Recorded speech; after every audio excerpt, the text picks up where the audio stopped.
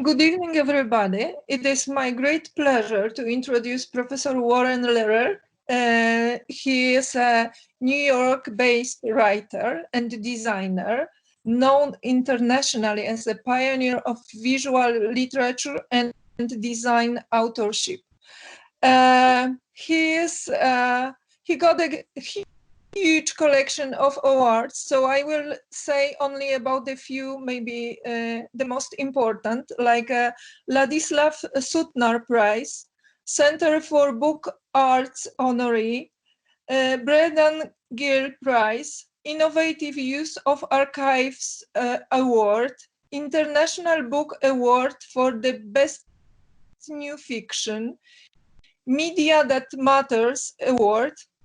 He got 3 times AIGA Book Awards, grants and fellowships from the National Endowment for the Arts, New York State Foundation for the Arts, Rockefeller, Ford, and Greenwald Foundations. So this is a really incredibly beautiful collection. And we are honored that he accepted us and he decided to give today evening lecture for our students and also for all of the guests, visitors. His books are in many collections, including famous MoMA, Getty Museum, Tate Gallery, and George Pompidou Center, and in Poland, also recognizable Liberatura, collection of art books led by Zenon Pfeiffer and Katarzyna Bazarnik, who also attend our meeting today. Wahrren Lehrer is the Leaf Distinguished Professor of Sanitation as a founding faculty member of SVA designer, as author MFA program, and CEO founder of EARSAY, a non-profit arts organization in Queens in New York. Together with him, we will take a beautiful adventure through inspiring examples of other artists, writers, and designers who practiced their craft under unthinkable conditions. Then he will focus on examples of his own solo and collaborative works, which explore the effects of trauma and hardship on individuals and communities. So, Wahrren, thank you for coming, for sharing, and floor is yours, or screen is yours. Thank you so much, Eva, for inviting me to talk with all of you today. It's great to be back in Warsaw, virtually at least, and to everyone here from different parts of the globe. I hope you're all doing okay and feeling well in this bizarre time. And you set it up, Eva, about what I'm going to do in this talk. Start with a bit of other people's work and then focus on mine, including doing readings. And to help me do that today is my wife, actor, author, Judith Sloan. And at the end, I'll show some student projects that grapple with challenging situations as well. So let me share my screen with you. Our current COVID-19 crisis reminded me of this poster by Mark Valen, which came out in 1980, soon after Ronald Reagan was elected president of the United States. It was making all kinds of noise about Star Wars and winning the nuclear arms race and bringing the evil Soviet empire to its knees, adding to the looming doomsday fears of my generation. Those worries about the survival of the planet are not so different than the way many of us think about global warming today. And now we've got COVID-19. These are serious issues, but I love the humor in a poster like this. It gets at a truth. While we're supposed to be worried about the whole human race, and we are, we can't help but worry about our own little selves, our futures, our careers. We will get past this. But while we're admitting to having self-centered fears, it's not just a matter of career. I think for most of us, making art, writing, designing is a way of being, of living, of making sense of the world and staying sane, if not healthy. Musician, poet Patti Smith asks the question, why do we write? A chorus erupts because we cannot simply live. Toward the end of his life, Henri Matisse was bedridden, riddled with cancer, but that didn't stop him from making sketches for a chapel on the Riviera. Of course, he had a lot of help from a wife, a lover, a daughter, and assistant. This is a photo of Frida Kahlo after surviving a horrific bus accident when she was 18 years old. After the accident, Frida abandoned the study of medicine, began to paint to help ease her pain. But she was able to do this with the help of her mother, who had a special easel made for her. Kahlo also suffered from polio and other maladies, but she was driven to make pictures. She once said, "I paint myself because I am so often alone and because I am the subject I know best." She also kept daily journals which blended writing and picture. Not to compare myself to Frida or Matisse, but this is a photo of me working in a summer cabin in Maine after having back surgery, which got me to rig up a way of working computer screen attached to a disposable bionic arm. John Lennon and Yoko Ono are bedridden, not for medical reasons, but as protests against the Vietnam War and wars in general. This underwater fantasy was painted by a child at the Terezin concentration camp, set up by the Nazis as a show camp with European Jews from prominent families, including well-known musicians and artists. In actuality, the inmates lived in terrible conditions, and most were sent to death camps. The book, I Never Saw Another Butterfly, documents art and poetry made by Jewish children in secret art classes taught by the Austrian artist and educator Friedel Dicker Brandeis, who applied techniques she learned from her Bauhaus training, which included a philosophy based on the aesthetics of empathy. When Dicker Brandeis received deportation orders to go to the Terezin camp, she filled her allotted 2 suitcases with art supplies, not just for her own use, but to teach the hundreds of traumatized children she knew she would find there. Friedel was murdered by the Nazis at Auschwitz, but she managed to hide 5,000 pieces of art in the same 2 suitcases she came to the camp with. My primary focus as a maker myself, an educator, and for this talk is on visual literature, as Eva mentioned, works of writing whose visual form is integral to composition. Agnes Richter was a seamstress who was committed to the Heidelberg Psychiatric Clinic during the 1890s. There she cut and assembled this jacket out of a hospital gown and embroidered an autobiography into the fabric. Running down the back, she sews, "I plunge headlong into disaster." My obsession with visual literature also includes an interest in unusual, non-traditional writing structures and devices. After living through the bubonic plague of 1348, the Italian author Giovanni Boccaccio felt that a traditional narrative couldn't express the complexity, disruption, and chaos of an epidemic that killed over 20 million people. So he created a new narrative structure in the Decameron, sometimes known as the Human Comedy, a collection of novellas structured as 100 tales told by a group of 7 young women and 3 young men sheltering in a secluded villa just outside Florence to escape the Black Death, one-upping each other with witty, raucous, erotic, tragic tales, practical jokes, and life lessons. Lawrence Stern's The Life and Opinions of Tristram Shandy Gentleman published in 9 volumes from 1759 to 1767, is a remarkably visual novel about the problems of language and difficulties human beings have understanding and misunderstanding each other. Like the Decameron, humor is used to deal with life's major and minor difficulties. If Tristram is really upset, Sterne uses asterisks in place of expletives, and flurons and dingbats in place of dirty words. Doodly lines diagram Shandy's mood and meandering trains of thought. When the character Yorick dies, the text is printed on top of a solid black rectangle. There's also blank pages where readers are supposed to write their own responses. Mind you, this was published in the mid-1700s. There have been over 100 editions of Tristram Shandy.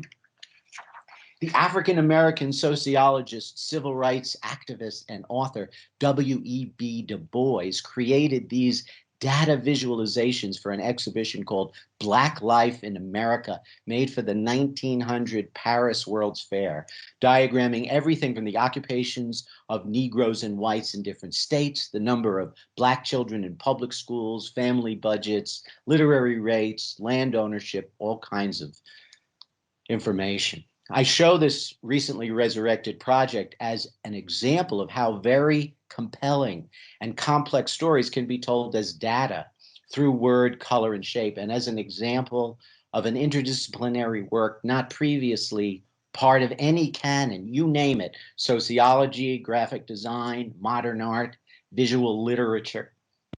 Speaking of missed by the canon, the groundbreaking Swedish artist Hilma af Klimt's abstract paintings predate the work of artists who have long been considered the pioneers of abstraction. Her work synthesized science and religion, word and image. She rarely exhibited and was convinced that the world was not yet ready to understand her art, and she stipulated that her work not be shown for 20 years following her death. What is the hardship in the work of this middle-class, well-educated person?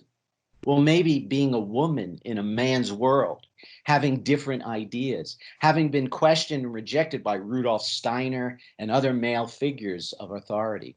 Thankfully, she was deeply committed to her work and made over 1,200 paintings and drawings before she died. Published originally in 1887, Stefan Mallarmé's 20-page Un coup de dés, a throw of the dice will never abolish chance, seems to be about a shipwreck. It's actually an elegy about unpreventable human loss, though it's not all gloom and doom, as it offers hope about a new kind of book that approached the 2-page spread as a singular visual proscenium for lines that seem unshackled from any sense of column. Revolutionary for the time, the poem is presented as a score and the reader becomes the performer. A younger generation of radical language artists influenced by Mallarmé took up the charge in the 20th century for an even more explosive kind of visual literature. In this sketch, Italian futurist F.T. Marinetti attacks an ordinary column of text with words like bombardamento and shards of letter forms. Bum, bum, bum. In his futurist manifestos, Marinetti attacks conventions of journalism and literature and calls for an urgent kind of poetry born out of natural and man-made catastrophes and the speed and industrialism of a new era. That wasted no time with traditional syntax and grammar, plunging the reader into a direct experience through words and freedom and typographical revolution. Marinetti's sound poem, Zang Tum Tum, is an account of a battle he witnessed when he was a newspaper reporter covering the First Balkan War. This is Marinetti reciting Zang Tum Tum.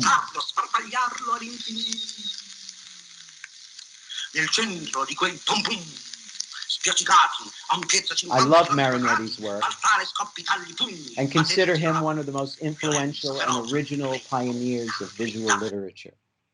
But it's sobering to know that he also was a fascist, literally, and off-again supporter of Mussolini, a total egomaniac and an anti-Semite. Published in 1913, poet Blaise Cendrasse and artist Sonia Delaunay's accordion book describes the experience of a boy traveling on the Trans-Siberian Railway. The poem is filled with apocalyptic scenes of war, descriptions of hunger, death, and devastation, fragmented memories and imaginary trips to tropical paradises. Delaunay's prismatic abstract shapes surround and infuse the poem with color and movement. Cendrasse referred to this collaborative work as a sad poem printed on sunlight.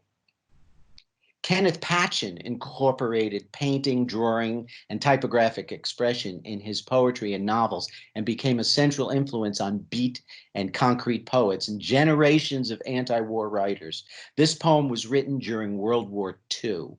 How to be an army: many shoes, potatoes, flags and fleas, rifles, trenches, determination, knowledge of marching. That number divided by that number equals blood, plus generals, and a faith in the right. His 1949 novel, Sleepers Awake, presents a world full of beauty and horror. February 1968, the Memphis, Tennessee sanitation strike began in response to the deaths of 2 sanitation workers. These signs, this protest march, this photograph was never intended as visual literature, but it tells a sad yet proud and defiant story of the Black man, the Black worker in America, even having to make such a statement. I am a man. I am a man. I am a man. 3 months after this photo was taken, Martin Luther King Jr. came to Memphis again to march with the sanitation workers and was assassinated. May 1968, Paris uprisings. Students and workers dressed up as letter forms, bringing France's economy to a halt, protesting unbridled capitalism, imperialism, and traditional institutions. From the 1980s up until today, the Bread and Puppet Theater has helped turn protest demonstrations against war, human rights injustices, and ecological disaster into spectacular pageants. Back to books. 1984, the height of the Cold War, Scott McCartney's artist book, In Case of Emergency, is packaged as a kit to be used in case of a nuclear attack. The only problem, once you open it, try to figure out how it unfolds and what it says and how to use it, you realize that it's completely useless. Writer, photographer, book artist Clifton Metter took photographs of every mile along the route of the 1965 Civil Rights March from Selma to Montgomery, Alabama, led by Martin Luther King Jr. In his 1996 book, Long, Slow March, Metter superimposes the roadscapes with excerpts and title pages from slave narratives floating like ghostly witnesses across the monochromatic Alabama sky. A more personal work, Lynn Underhill's 35 Years, 1 Week, chronicles the last week of the life of her younger sister, who died of cancer at age 35. A series of photographs and photo collages help convey the emotional impact of her loss and her love. Ruth Laxon's 100 Years of Lex Flex spans a century of human activity, pairing a timeline of historical struggles and innovations with a personal narrative of struggles and innovations. The first work of visual literature to win a Pulitzer Prize, Art Spiegelman's not always funny comic novel Mouse, A Survivor's Tale, is based on the true story of his father's internment in and survival from Auschwitz and the tortured relationship between father and son. Marjane Satrapi's 2-volume memoir Persepolis is a coming-of-age story about a girl and her family whose lives are forever affected by tyrannical geopolitical events that play out before and after the Iranian Revolution. Both Spiegelman and Satrapi's graphic memoirs transcend comic caricatures by portraying intimate, complex relationships and personal, sometimes funny, stories against a backdrop of upheaval, war, and living in exile. Joe Sacco travels to war-torn and distressed parts of the world and creates documentary books about the people he met and what he saw and experienced. He also really breaks open the graphic novel form, often freeing his characters from the confinement of boxes, playing a lot with scale, point of view, and varying the approach to framing dialogue and narration. Jonathan Safran Foer's best-selling novel, Extremely Loud, Incredibly Close, uses typography to distinguish the voices and emotional states of the three narrators, a 9-year-old boy and his two grandparents reeling over the loss of his father, their son, on 9/11, and a whole legacy of losses. In one climactic section, as the grandfather comes to realize just how his son perished in a fiery hell, the interline spacing gets tighter and tighter, and the two towers of text on facing pages darken. One of the most impactful endings I've ever read or saw in a novel is expressed only in pictures, when the young Oscar Schell reverses the order of photos of a figure falling from one of the World Trade Towers. The man rises up, reverses time and gravity, and undoes a tragedy for a few floating flip book-like pages. In this poem about her sister's death, the poet Susan Howe slices through a line, places it diagonally and upside down between two other lines, evoking the ripped apart experience of loss. Amos Kennedy calls himself a social printer, also a humble Negro printer. The exhibition, The Children Don't Count, dedicated to children killed in Chicago in the early 1900s, required visitors to walk over a series of letterpress prints bearing the name of a child and the description of how he or she died. Published in 2015, Samantha Gorman and Danny Canizaro's Pry novella is a compelling work of interactive fiction made for the iPad using a blend of video, audio, and text. Touchscreen gestures allow the reader to dig beneath and empathize with the story of a Gulf War vet who is losing his vision and struggling with PTSD. Comedian, writer, and graphic designer Doogie Horner composed this tragedy to comedy conversion chart. In the end, the uselessness of an infographic like this becomes the joke. Australian poet, artist Richard Tipping makes ever so slight changes to pre-existing traffic signs, transforming them into something more poetic, playful, maybe hopeful. I only hope they haven't caused any car accidents. London-based artist and poet Robert Montgomery erects poetry installations made with sustainable materials and energy. In his recycled sunlight pieces, the Scottish wordsmith illuminates poems about loss using solar panels.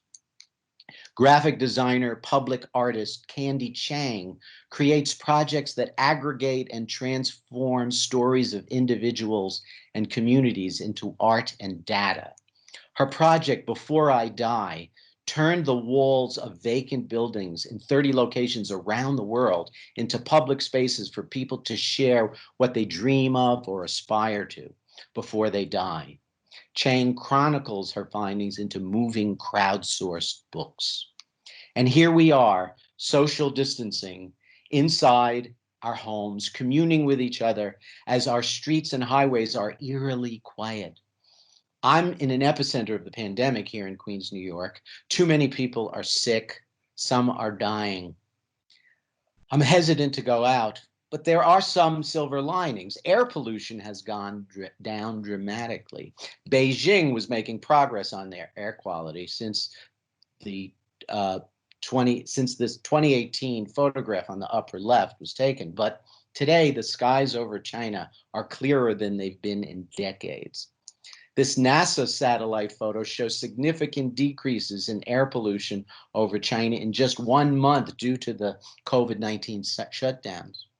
Here's a chart showing decreases in air pollutant levels in San Francisco. Crime has also gone down dramatically across the globe, at least reported crimes. And who knows, maybe science will have a resurgence.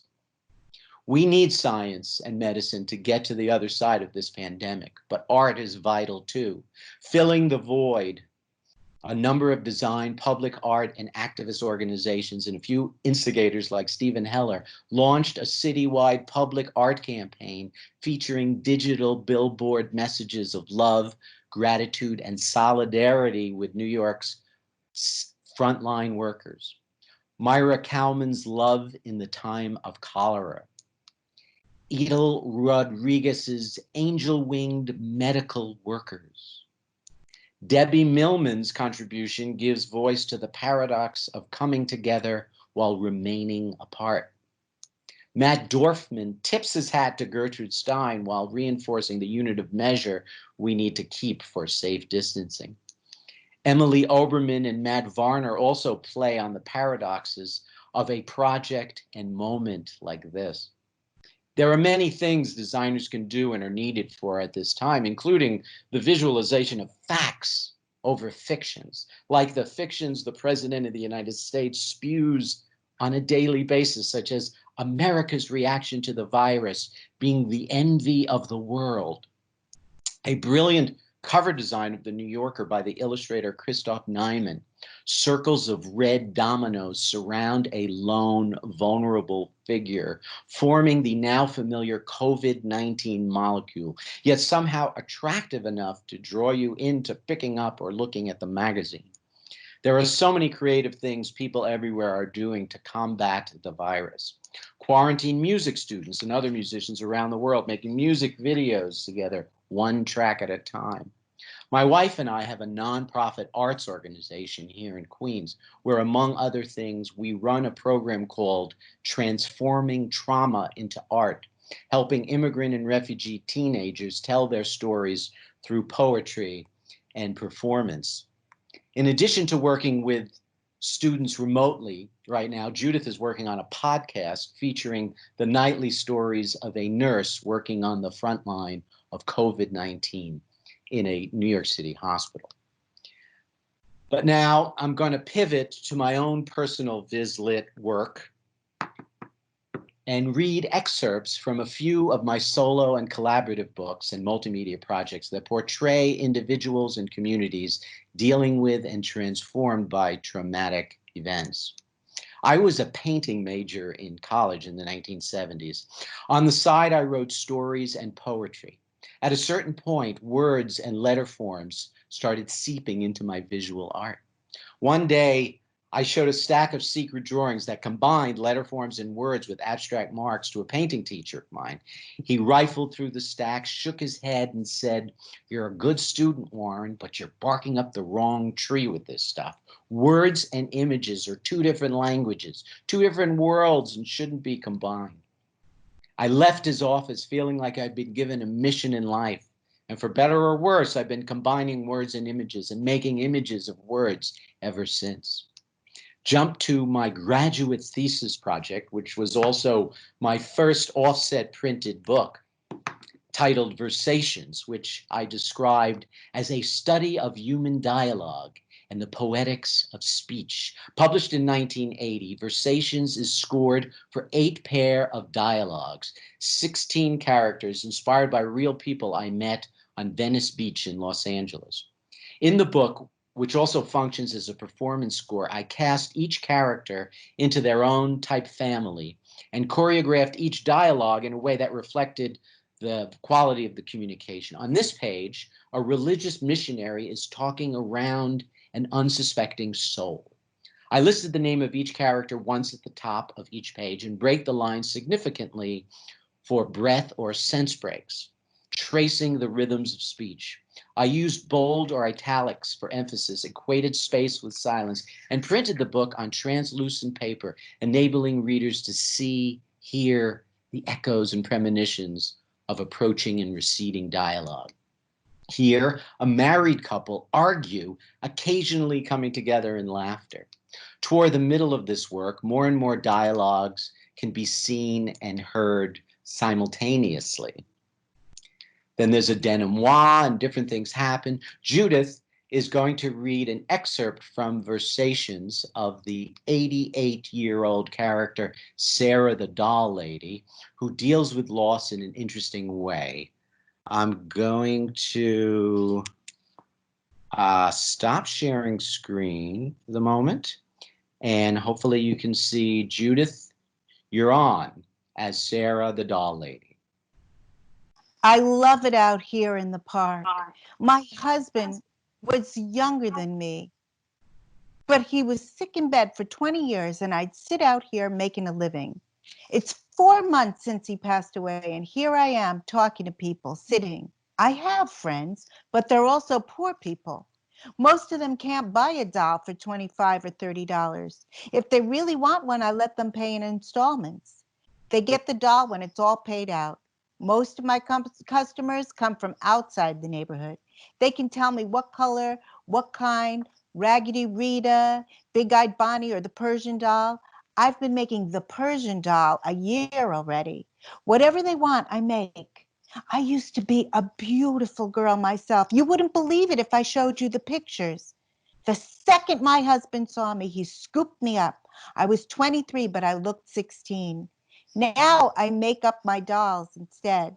Did I introduce you to my flapper doll? Isn't she something? A couple of newspapers wrote a story on me. The Daily News printed a picture of me with a man doll, the French one with the sequin hat. For a while, that was the only doll people wanted because it was famous. I haven't been able to make that one lately. I'm working on a new doll, but it's going slow. I'm so mixed up with my husband passing and the funeral. I'm the oldest in my family. They're all dying before me. I'm naming the new doll Harry. That was my husband's name, Harry. Every one of his organs went to pot, just like his father. He had bad organs, but a full head of hair to the very end. Whenever somebody dies, I try to make a doll in their memory. My sister died. This is her, Big-Eyed Bonnie. My brother died, Georgie Porgy. Had a round face, my brother, and a huge heart. I'm the last one in my family still alive. Even if most people don't buy any, they see the doll sitting on the bench with me like we're a family. It puts a smile on their day, and that makes me smile. Thank you, Judith. And go back to sharing this. My next book, published in 1983, I Mean You Know, also a score for performance, used a similar approach but attempted to capture the shape of thought, interior monologues as well as spoken word, as it explored the synaptic gaps and utterances between thoughts and speech that bridge our sometimes imperfect search for meaning, and a desire to connect with others, you know. French Fries, written with my friend Dennis Bernstein, published in 1984, is a book and play set in an American fast food joint. You enter the book, well, it depends if you come through the drive-through or on foot. You find out about Dream Queen, the third largest burger chain in the Western Hemisphere, and are introduced to the characters, 4 customers and 3 Dream Queen employees, who are not only set in their own typefaces, but also color. Carmen, the cashier, sings, "Next, please." Esther Rothschild walks up to the counter with her walker and says, "Just a cup of tea, please. I figure hot water in a Lipton tea bag. What can they do to it? That'll be all for here to go." I really like to eat at the Broil and Barb. I collect the coupons. I like a steak and a baked potato. Over here, you get that great big roll. These rolls, I never eat them. And you hate to throw them away. You drop crumbs from the buns and they stick to your blouse, your dress. You go home, they're all over the floor. I got up yesterday and saw an ant. I went crazy, got Lysol, ammonia, sponges, the big brush, and scrubbed holes in the walls. Sure, Broil and Barb's a nice place, but you can't eat nice. You can't eat the niceness of a place or drink the niceness of it. It costs.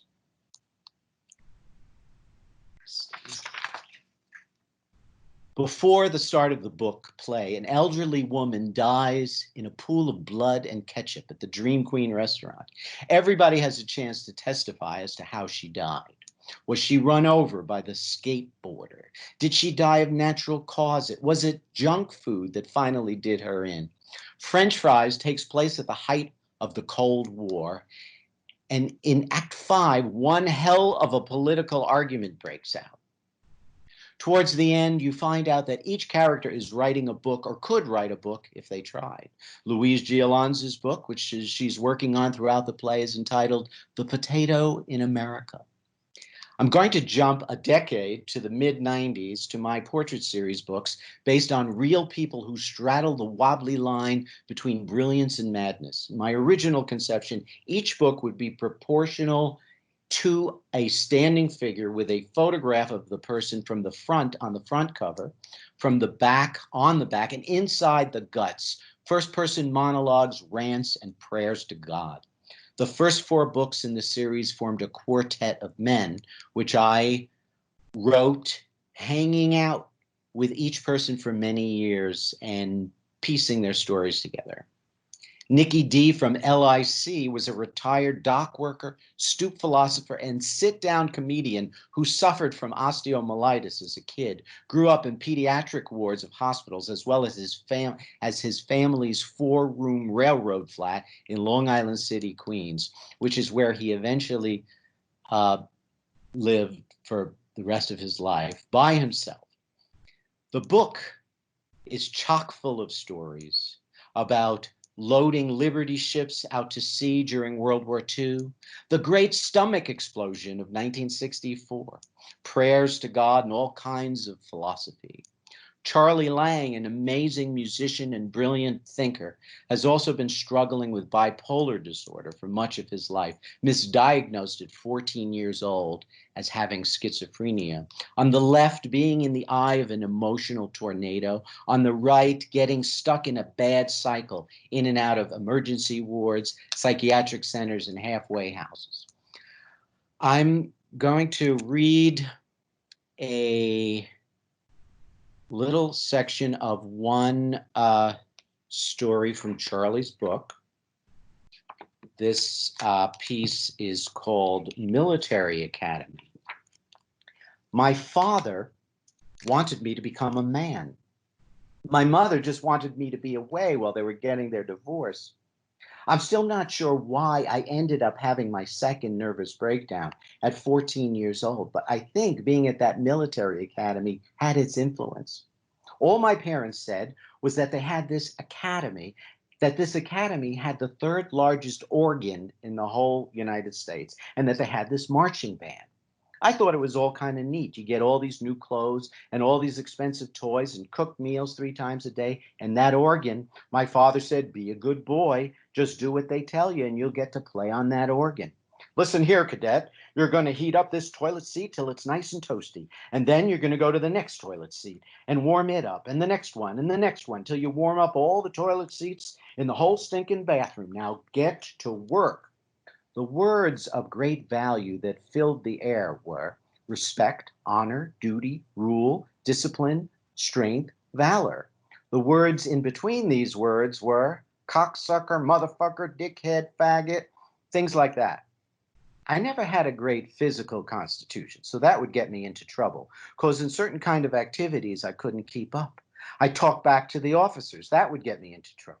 Or I wouldn't use the right reply, big trouble. Or I wouldn't say something loud enough, 100 push-ups. Look beyond the straight part of your hat at all times, or you're eating horse shit for breakfast. Is that clear?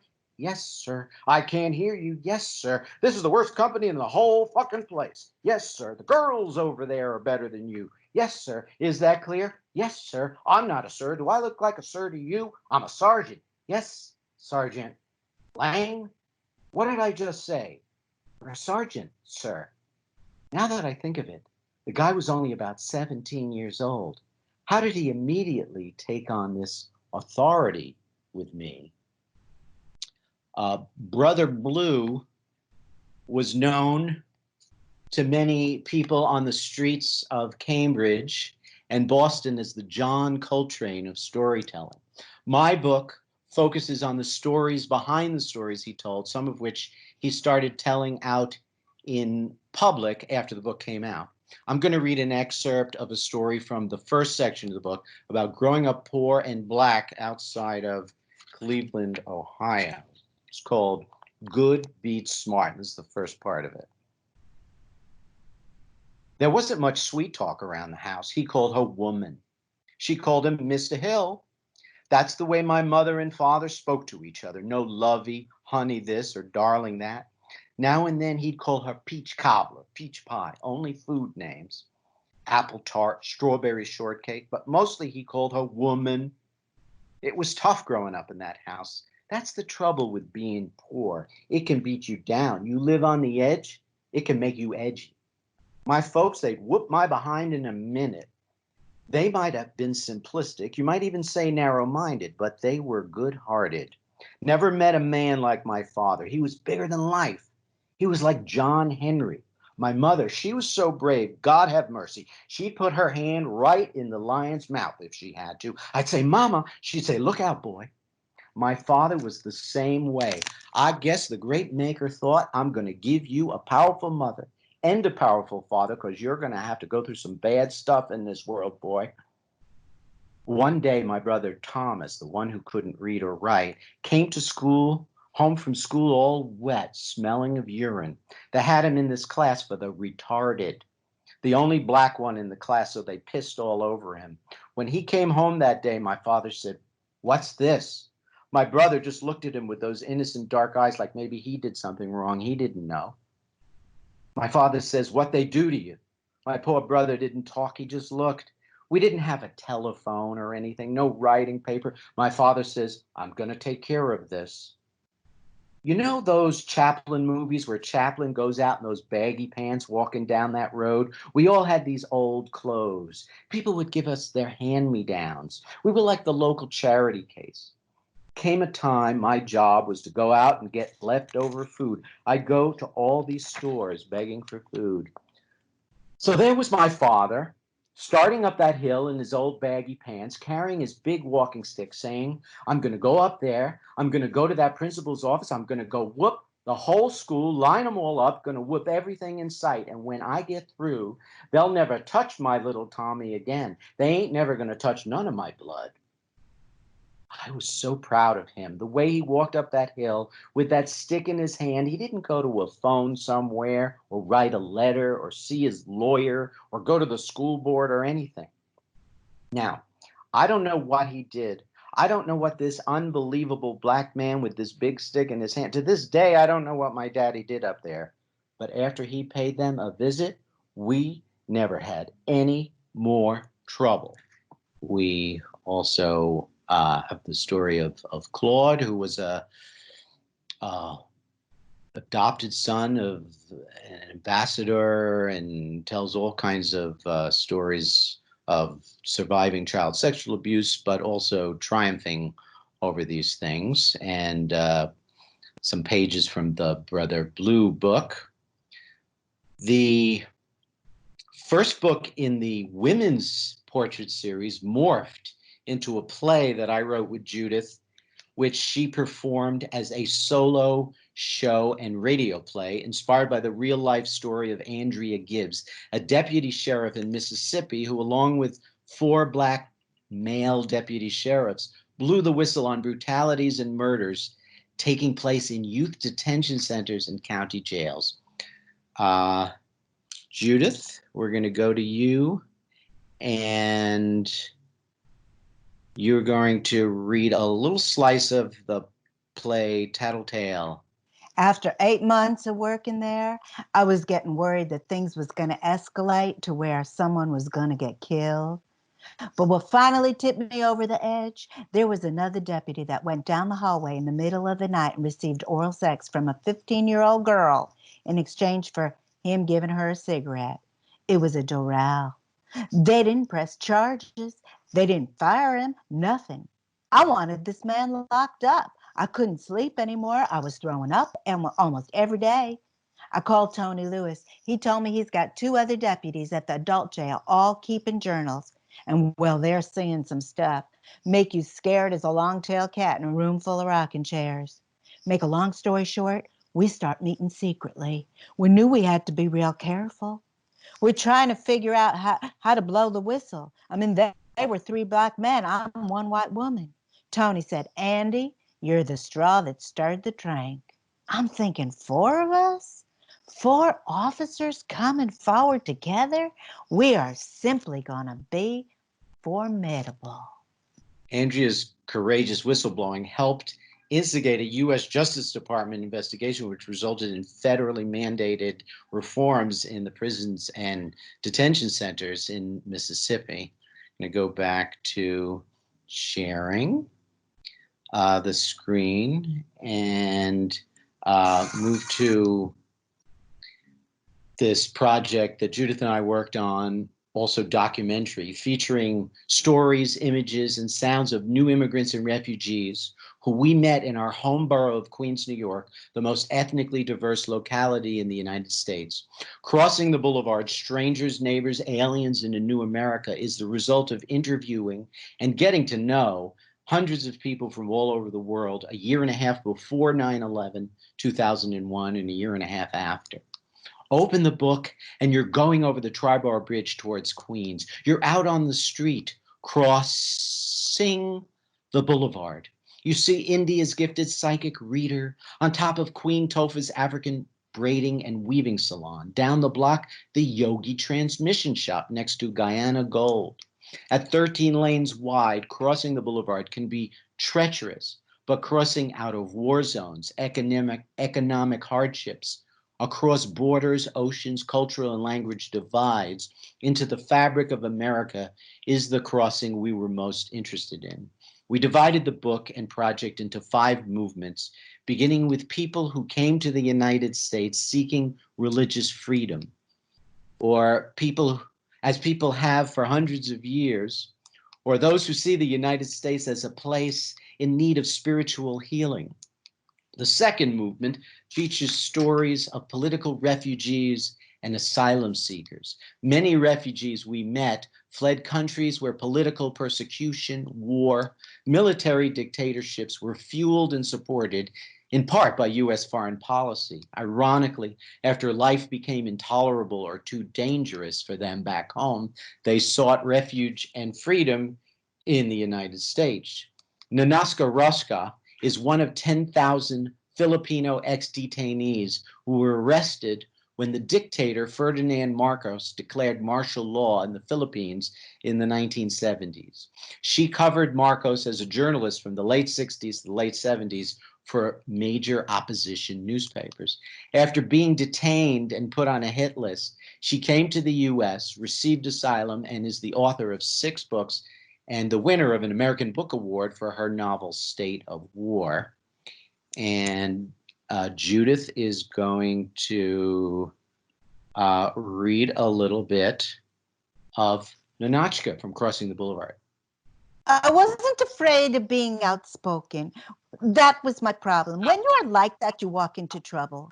When they arrested me, I was brought to the headquarters of the Philippine Constabulary, the most notorious arm of the government in charge of internal security. They booked, fingerprinted, and searched me. The colonel said, "Do you know that in a list of 5,000 enemies of the state to be picked up, your number only had 2 digits?"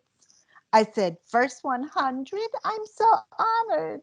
He took me to a gymnasium filled with double-decker steel cots, stamped U.S. Army. We were given metal trays to eat on and metal canteens, also stamped U.S. Army. I was detained for 6 months and I was interrogated 5 times. They really didn't know what they were looking for, just fishing all the time. A few months after I was released, I saw the guy who interrogated me. "I have a question for you. Most of the people you interrogated were kept for only 20 minutes. How come you kept me for 4 hours?" He said, You were the only one wearing a miniskirt. I thought I should really kill this fellow. Bovik and Tosi, who we're going to see in a second, is from the Democratic Republic of Congo, where he lived for 30 years under the military dictatorship of Mobutu Sese Seko, another strongman propped up by the U.S., seen as an anti-communist force in Africa. Bovik fled the Congo after being forced to lose his wife, his daughter, and livelihood. He came to the U.S. as cargo and was arrested at JFK Airport and detained at a privately run windowless detention center adjacent to the airport. After 2 years in detention, he was released with the help of the Lawyers Committee for Human Rights. I'm going to thank God every day that I did meet so many friends inside that nightmare place, from Sri Lanka, Pakistan, and Santo Domingo, from all over the world. When we can't see each other, we email back and forth. I'm going to laugh now every time I feel like crying. I'm going to laugh because there's nothing left I have to lose. I'm going to sing now, even though I cannot sing very good, because there is no more rule on me that I cannot sing. A guard can't take me to the clinic like I'm a crazy person, say there's something wrong with me, singing in the dormitory. I'm going to sing on my bed. I'm going to sing when I'm washing. I'm going to sing walking on the street. If I meet someone new to this country, I'm going to give them hospitality that I did not receive, welcoming the people coming. I'm going to correct more the accent of my English that I do have. I'm going to get a job in my field, and by the grace of God, I will make clean the water here too. I'm going to discover America outside those cinder block walls, discover New York. It's not yet discovered to me. I'm going to bring my daughter to live with me. I'm going to enjoy the life because I have the human right now to enjoy. I have the right now. The third movement in Crossing the Boulevard is of family stories, generational gaps and bridges, families separated and reunited, traditions abandoned and rediscovered, and family members in business together. The movement of neighborhood stories includes the story of a bull busting loose from a Mexican rodeo, neighbors fighting against the erection of another power plant in their neighborhood, and an Egyptian cafe attacked a few nights after 9/11. And the last movement is the great hope of our close to home journey, meeting people who come together from many different countries because of something they share in common, like politics, high school, ping pong, and music. This project also manifested as an audio CD, a radio series of documentaries, and a Crossing the Boulevard traveling exhibition, which went to 15 locations and included a mobile photo story booth. In 2012, Judith was commissioned to write a libretto for a new symphony or oratorio about Queens. Frank London composed the music, and I designed expressionistic supertitles.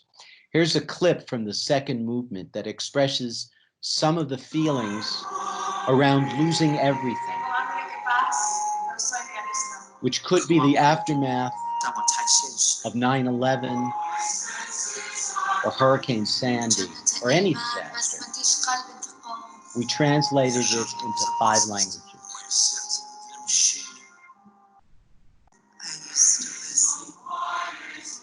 Hopefully, you can get some sense of what the music is.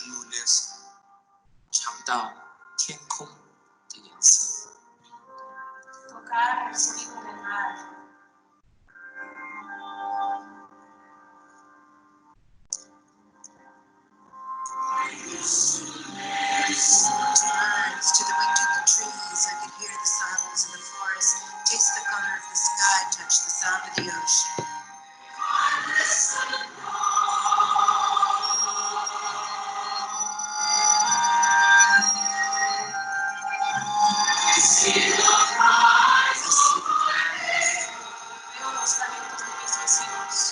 Я вижу крики моих соседей.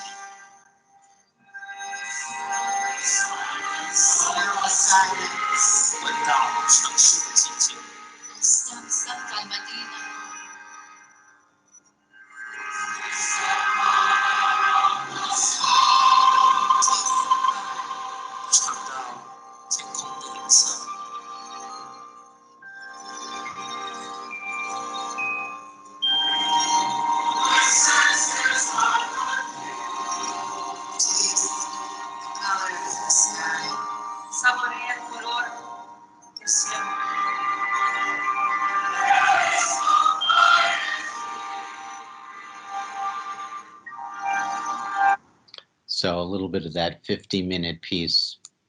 After working on the portrait series and Crossing the Boulevard, representing all these very real people and their stories, I felt a strong need to work on a project that left more room for invention and getting at truth through the more interior dimensions of character.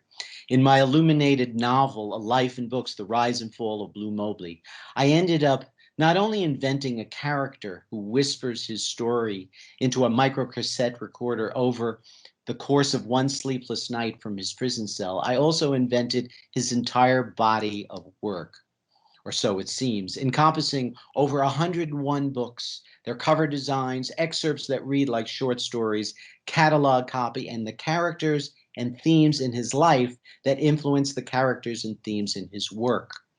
Blue recalls falling in love with letters, printing, and books in the letterpress shop of the Joan of Arc Junior High in Queens, New York. He composes his first books using the composing stick, including the grandest art show in the world about a magical experience he had one day with his manic depressive artist mother, who remained his muse for the rest of his life. Mother is a famous artist that no one knows about yet. You can see her work in our apartment, but for some reason, nobody except the few people we already know are allowed in. She does most of her artwork at home or around the neighborhood, but from time to time she goes to the South Shore of New Jersey to draw or just to look around.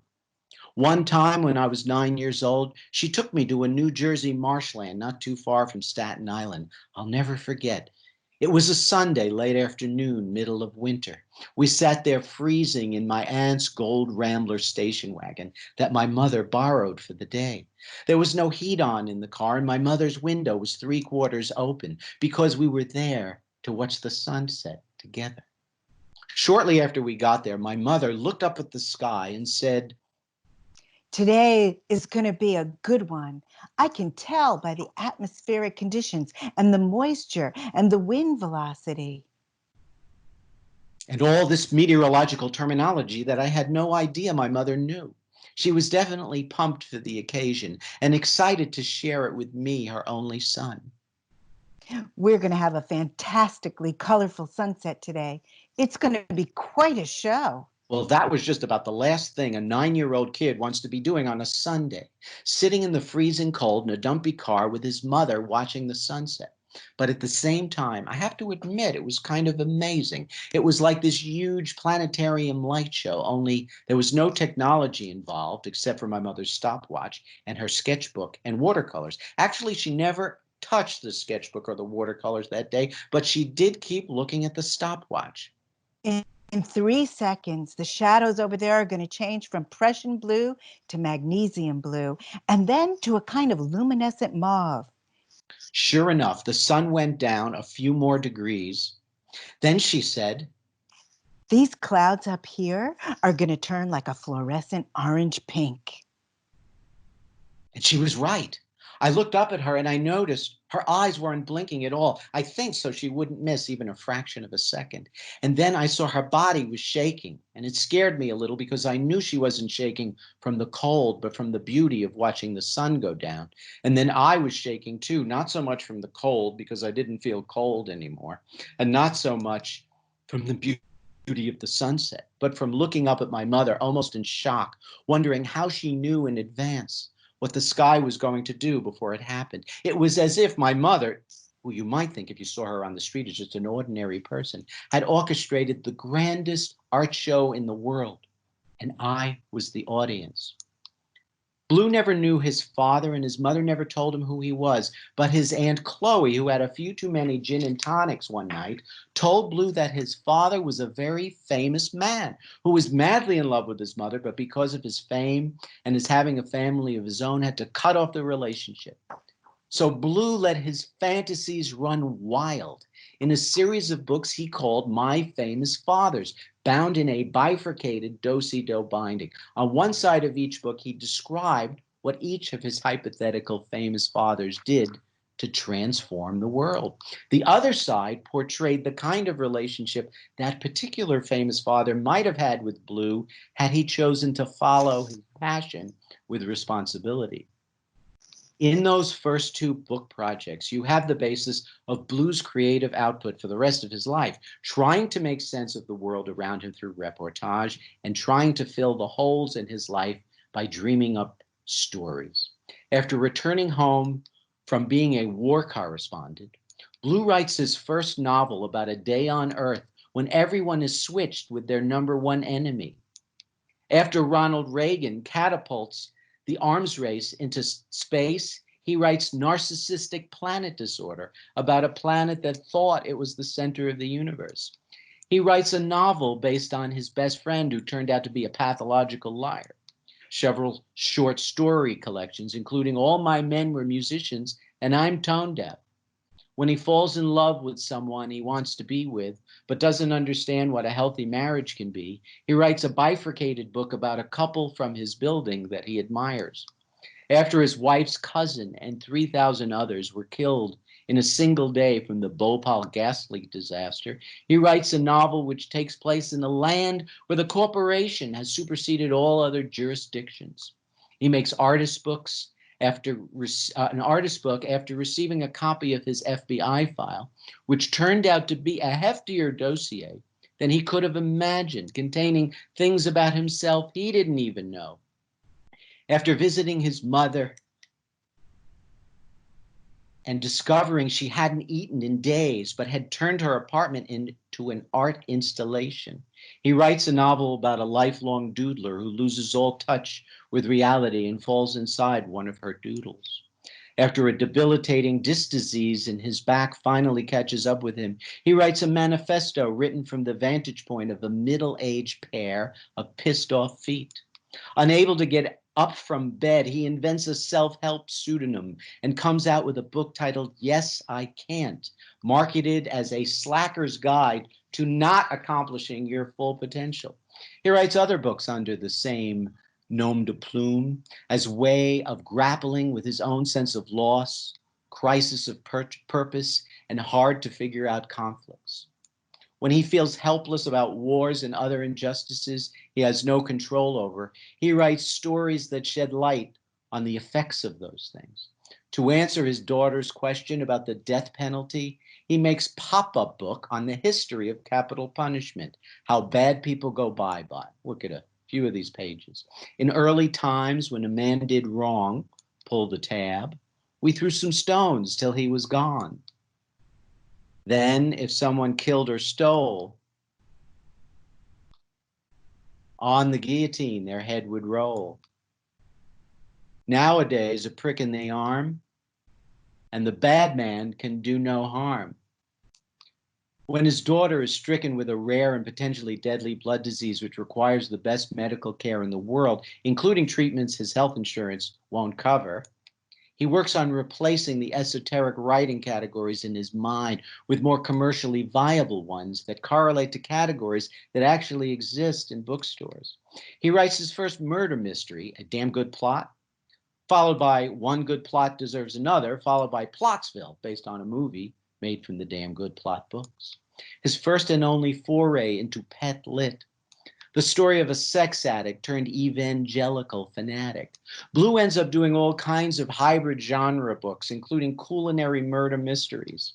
When more recently he fears that words are losing their primacy and books are not nearly as central to people's lives as they once were, he fills the void by making books with televisions in them, coloring books with pictures of war atrocities, toilet paper poetry rolls, book clothing, toy books for boys, and illuminated book lamps that at least give people a warm literary feeling. Finally, he ends up in jail for refusing to reveal the name of a confidential source. Blue starts a literacy program as a means of survival, and he grows to love the men in his prison writing workshops and admire the heart, soul, and wisdom he finds in their writings. And now I'm just going to leave you with the last project of mine that is a book and multimedia project titled 5 Oceans in a Teaspoon, written by journalist, poet Dennis J. Bernstein, visualized and structured by me. This is the first of my 11 books that I didn't write or co-write. Dennis and I wrote French Fries together, and I've always adored the depth of feeling and precision of his poetry. Like his journalism and the theme of this talk, Dennis's poetry reflects the struggle of everyday people trying to survive in the face of adversity. A few years ago, I started playing around with typographic interpretations of his short poems. One thing led to another. I ended up looking through several thousands of Dennis's poems. In the end, I selected 225 and divided the book into 8 movements spanning a lifetime. The rhythms, voices, metaphors, underlying intent, and experiences depicted in each poem led me to a composition. When the book was done, I started making animations of some of the poems, and I'll share 1 or 2 of those with you. The first movement encompasses growing up poems, disoriented by dyslexia and a parental gambling addiction, graced by pogo sticks, boxing lessons, and a mother's compassion. Dyslexia. I answer to many names, but the alphabet confuses me. Every day I drown in 26 sounds, and I've never been able to stay between the lines. Free 'em all. Mad Boy has been threatened with suspension for breaking open the jars of boy bee catchers and freeing the pollinators. He was sent to the principal for refusing to apologize. He told the principal that he would like to be in suspension. He'd be happy to close his eyes and float around for a few days. And here's, maybe we'll leave you with this animation called A Vowel.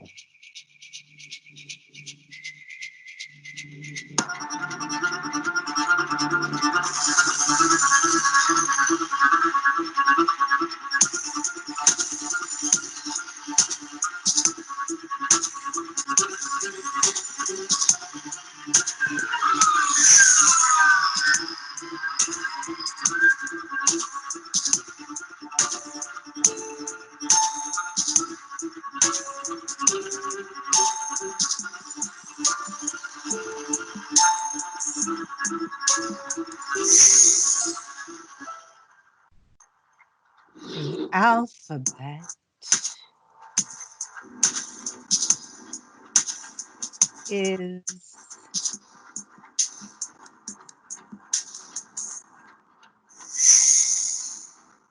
segregated.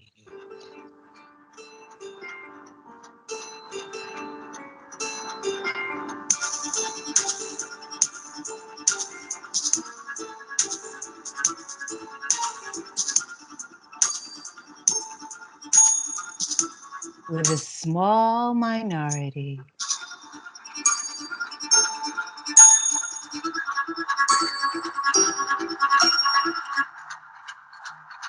calling the shots.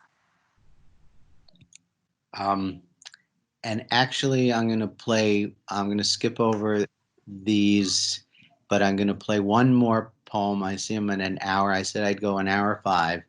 Let me see, one more animation after we see this one page.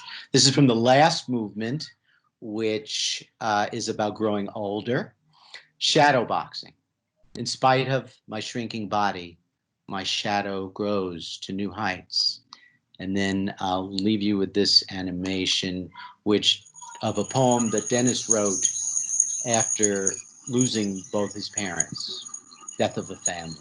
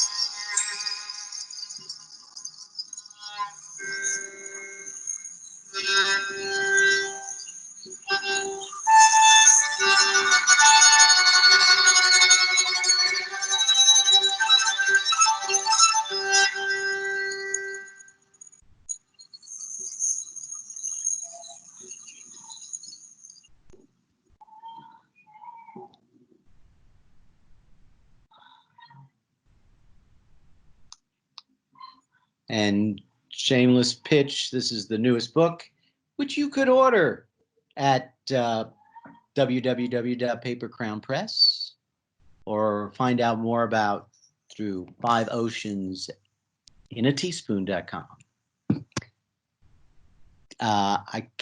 We could have questions and answers now and conversation, and then maybe I'll show you these two projects later if we have time of from classes of mine. Thank you very much.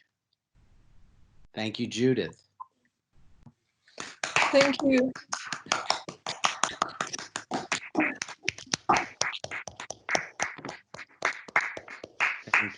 Thank you. Thank you very much, Thank Warren, you. Judith. That was well, great lecture, great insight into, well, many phenomena actually. I covered a lot of territory. That's true. So we'll start a discussion, and because there is well, 73 of us in the chat, so yeah, you can use the chat too if you want to. Dear participants, could you please write your questions in the chat, and we with Jan, we will, let's say, read it aloud, and then Warren and Judith will answer. Well, I apologize, everyone. I have this privileged position of one of the organizers. So could I ask the first question? Yes. I guess. And I'll let you field the other ones from the chat. Okay. Yes. Thank you. Transforming trauma into art is the project run by Judith in New York City, right? As I understood. Right. And well, in connection to this initiative, Warren and Judith, of course, could you see already this global pandemic being transformed into art? Well, in your environment, apparently, since we are, well, stuck at the borders are closed and we're stuck at homes. Well, yeah, I mean, it's happening. You know, and it's a dichotomy because as artists, many of us are used to working in solitary conditions and being alone and continuing and working on our projects. So, but the dichotomy is that, you know, we're also in this pandemic. So maybe in the beginning, you're not feeling motivated to do that work. And for many of us, we also had to learn a new way of teaching remotely. But sure enough, people have been creating music one track at a time. And I showed you that project that's on Times Square and throughout New York City with the print magazine and poster house and the For Freedoms organization, Steve Heller and others who initiated getting designers and artists involved in sending sort of counter narratives to the fear by gestures of love and embrace, particularly of medical workers and grocery store workers and people who run the trains. And so, you know, but for me, the way I work, it's not so much like right at the time when I process situations into art. You know, I work on these longer projects and it comes out like when I was doing that trajectory of Blue Mobley from my book, A Life in Books, I made it sound a little one-to-one, like something happened in his life and then he made this book. But in reality, and in that book as well, it's sometimes 20 years later after an experience that he's able to figure out how to turn that into art. Judith. Can I share something? So Yeah. that am I on? Did I unmute myself? You're on. that program, Transforming Trauma into Art. So it's with more recent immigrant and refugee teenagers. And I know there's a lot of people on this chat from all over the world. Yes. And there's probably the same dynamic is happening everywhere, which is if I have a computer and I have like safety of an apartment or a house where there's not 3 brothers and sisters and a baby and other people around, I can actually focus. So working with kids, and I'm still running the program online, it's been incredibly clunky, and also their ability to get online. So we had to change everything and literally started making art in this moment by asking them questions about one thing you notice, because they're stuck in these very small apartments. And I'm sure a lot of you have been reading about Elmhurst, Queens. Many of the kids I work with live right here in this neighborhood near that hospital. So nobody's going out of these tiny apartments at all because they're too scared. But I did start asking them, well, what are you seeing and what are you feeling? And we'll start gathering all of the thoughts, sort of the way I wrote the symphony libretto, where I was taking thoughts from people. And one of the kids, a 15-year-old from Bangladesh, said, well, you know, what's interesting to me, miss, is that, you know, before we were all locked at home, we would be in class and everybody was together and so annoyed that they were on their phones and their computers all the time. And now that we're on our phones and our computers all the time, we want to be together. And so I thought, like, you know, listening to them about what do you notice is just a really good start. So probably in 2 weeks, we're going to have a song based on all those things. And I'll send you the link when we finish it. Yeah, and let's connect. Let's connect at that time again. Mm-hmm. Yeah. All right, Okay. thank you. So Thank you very much. Yeah. So let me read the question. Do you think being a writer before coming in the design field gives you like a unique space in this field? Do it makes you feel confident in doing project in a slightly different way? Well, do I feel unique? There are more and more designers who are authors. This graduate program at the School of Visual Arts that I'm a founding faculty member of for now 21 years, that program was originally called the Designer as Author. And now it's the Designer as Author and Entrepreneur. And it really represents a model of practice where designers are not just working for the man or for clients, but authoring their own content or at least collaborating as equals with writers and musicians and organizations, creating projects from the ground up. The other thing is that so many writers and historians and sociologists are learning the tools of design. And so this expression of a fused writing and visual presentation is being done by so many people who are not necessarily functioning in the traditional graphic design way. I hope that comes close to answering that question. Yeah. Yes, thank you. Yeah, that's interesting. And then the next question is, have you any tips and tricks for overcoming stress or maybe art block in such a circumstances? Or the only trick is to start creating? Art block, was that the phrase? Yes. Yes. Yeah. Well, for me, and you know, I have to admit that I've rarely experienced, only more recently have I started to feel what that is like in terms of not knowing what to do or writer's block, art block. because the way I approach my work is not so much waiting for inspiration, but just like going to work. You know, on days when I'm not teaching, I'm pretty disciplined in that I get up in the morning and I put in 8 or 10 hours of writing, designing.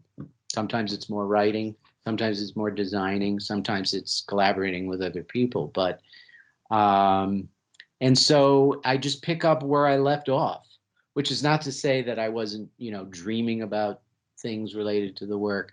So that's really what I recommend for my for people who is just to go at, you know, just the putting a mark on paper or through touching your keys on the keyboard or a mouse or a stylus, just get something on there and then react to it. And of course, getting in touch with the things you really care about, making work about is important as well. And that might involve a lot of research or getting out when we're allowed out and meeting people and finding out about things that you didn't or don't already know. So, and also to allow for periods of time when you're not making. I mean, it's one of the things my character Blue Mobley does at the end of A Life in Books is make a pledge to himself that he's not going to live life constantly trying to transform his experience into art, because there's a problem with that too. So, and that's something I'm looking forward to for myself, is a little more balanced life, being a person who's not only a workaholic, but an insomniac. Period. Thank you. Thank you. Do we have another question? Yes, we have. How much you're in touch with your students now? What you are working on together, and do you encourage them? Well, I encourage them, you know, in this moment too, it's like half teacher, half therapist, friend, parent. Yeah, I have a full-time faculty position, and I'm finding that for some students, that contact with their work and getting feedback and meeting other students in these, we use Zoom mostly, are some of the most normalized parts of their days these days, because you know we're continuing the work that we did before, but also things have changed. And so I'm finding a fair amount of success so far. You know, there are some students who are it's just too difficult. They're sharing a room with too many siblings, and there's someone sick, and it's too much to expect. But for most students, it in a way, it is maybe helping to create that sense of discipline that I was talking about before, where can you, around all this sort of chaos, but also with all this time on your hands, find a way to work without all the equipment and studio access that you're used to having. And Can maybe later I could talk about one or two projects. Yeah, Judith. Oh, I was just wondering, can I share one thing from, I also teach at NYU, so these are college students who are making final projects. It just so happened that this lock-in, stay at home happened at the same time that they were really focusing on their final projects. And I think it's a delicate balance. It depends on how people's lives are going.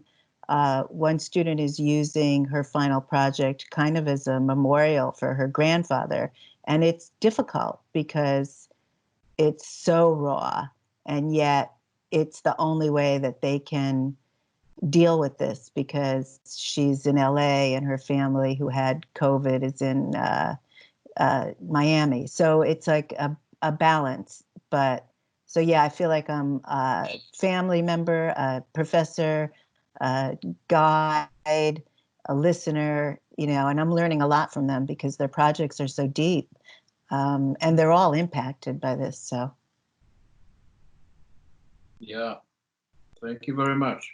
So we have another question. Do you think that the interest in books and in reading in general decreases these days or increases these days? And if it decreases, what solution could be applied to this problem, if there's a problem?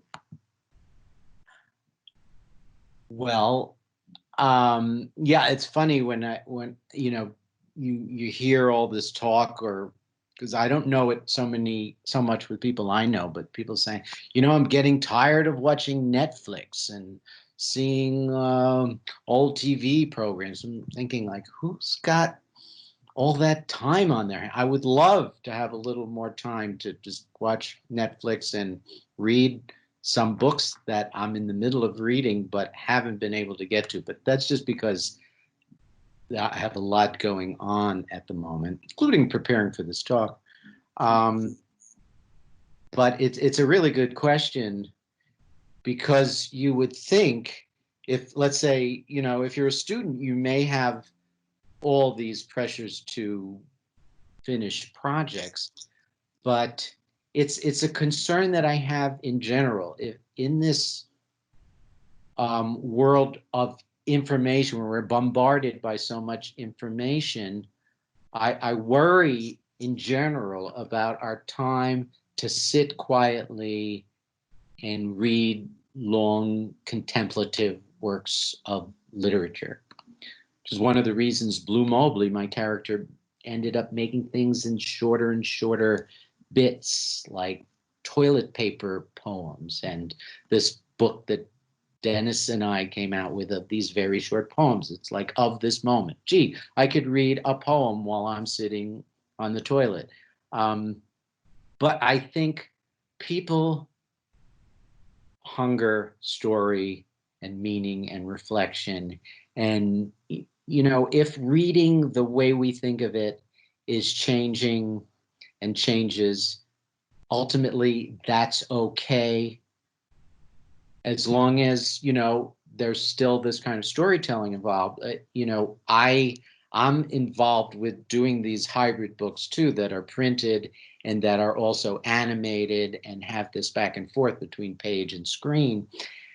And so one of the things I'm trying to do is bridge the difference between reading and watching. I think reading is more active in the imagination of the reader, whereas watching a movie, let's say, tends to be more passive. Although you may be feeling all kinds of emotion, you're sort of letting it bathe over you. So in some of the animations that I'm doing, I'm trying to split that difference between creating an environment where the reader has work to do also in navigating and interpreting.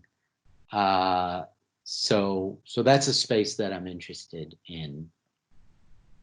By the way, yeah. By the way, how many books has Blue Mobley written, actually? 101.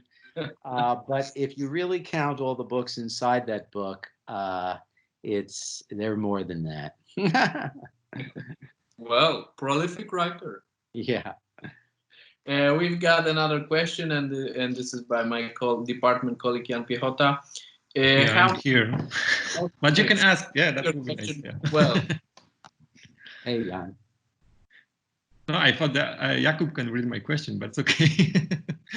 Okay, so my question is about education. So what do you think, how the current crisis can change the way we educate designers? Well, yes.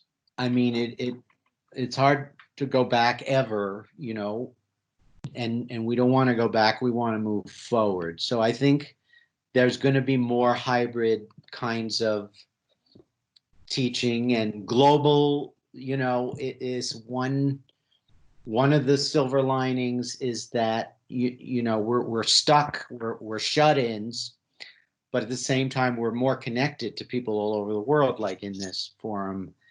And so there's that opportunity too in education. But I also think of Naomi Klein's book, The Shock Doctrine. In it, she talks about how institutions and governments can take advantage of crisis, emergencies, wars, medical pandemics, and earthquakes and climatic changes to institute policies and ways of working that they wanted to do anyway. Like, gee, what do we need all those buildings for? And why do we need to pay all these full-time faculty? And why do we need all this equipment and supplies? And, you know, they're doing pretty well now with this online teaching, and we're seeing good outcomes. People, the faculty, the teachers are saying they're getting good results. So yeah, look, this could save us a lot of money. So I worry about that. You know, I embrace technology, but I worry about the exploitation of this moment and others like it for, you know, autocrats and bureaucrats. I take that word back. For people particularly interested in, you know, yes. Okay, thank you. Thank you. Another question. Are you possibly afraid that the current crisis may actually negatively impact the designers? Because, for example, the advertising business will shrink or is shrinking. Well, not in the long run. No, not worried about that. Advertisers, that's, I don't think that's going to be a problem. Are people saying that's going to be a problem? You know, things are going to take time. That, you know, it seems to me, I don't understand on one level why we can't like freeze dry, or they say, you know, put on in a coma and economies for 3 or 4 or 5 months, and let things take the time they need to take, and then boom, you know, you don't just switch on the light and everything's back to the way it was, but, you know, gradually, and the distances between people could be less and less, and vaccines and immunities and all kinds of things take the time that they need to take. I mean, we're, you know, X number of people on this earth with X number of resources. We should be able to figure this out. Another one. Recently, in the I believe, if I understood it well, in the time of pandemia, what do you admire the most? What inspires you recently, in terms of, well, work of arts or? In this time, I haven't had time. I've been just too busy, you know, to compare it to, you know, I spent probably too long, like 15 minutes, sharing work that inspires me. You know, I am looking forward to reading the Decameron, which I barely knew anything about, and started reading about more.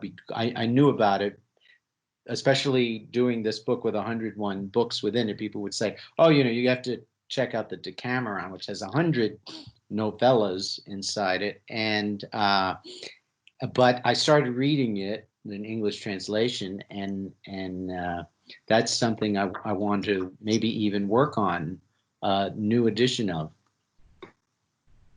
I think we have things to learn, and it's hysterical and amazingly contemporary seeming. Right. Yeah. Written in 1440 something. Okay, and there is one more question, I think. If talking about creating in our impetuous time in general, which approach you find more appealing? Quantity over quality, or vice versa? Quality. Yeah. And you know, I don't know if, because I pack maybe too much stuff into my talk. I don't know if that question is a commentary, because I had a lot of quantity, but I hope there was quality in there too. And always, I mean, that's one of the things I learned from Dennis. You know, I'm a more is more person. My works are, you know, 1,000-page poetry, portrait series and 400-page novels. And I'm sort of more John Coltrane, if you know that musical reference. Who was playing that the other day when we were testing Microsoft Teams? And he's known for these long lines and more expressionistic and sort of sheets of sound. Sheets of sound. And as compared to like Eric Satie, who's a composer of spare lines in very short pieces, which, you know, Dennis, my collaborator, Dennis J. Bernstein, is more in the model of. And so I learned from him, and I thought that was a really great project where it was about really refining down and taking away and taking away. Quality, but you can have quality in big things too, long, deep things, complicated things. That's true. Mm-hmm. What's your? You were well. You touched one of the problems, I guess, in global education.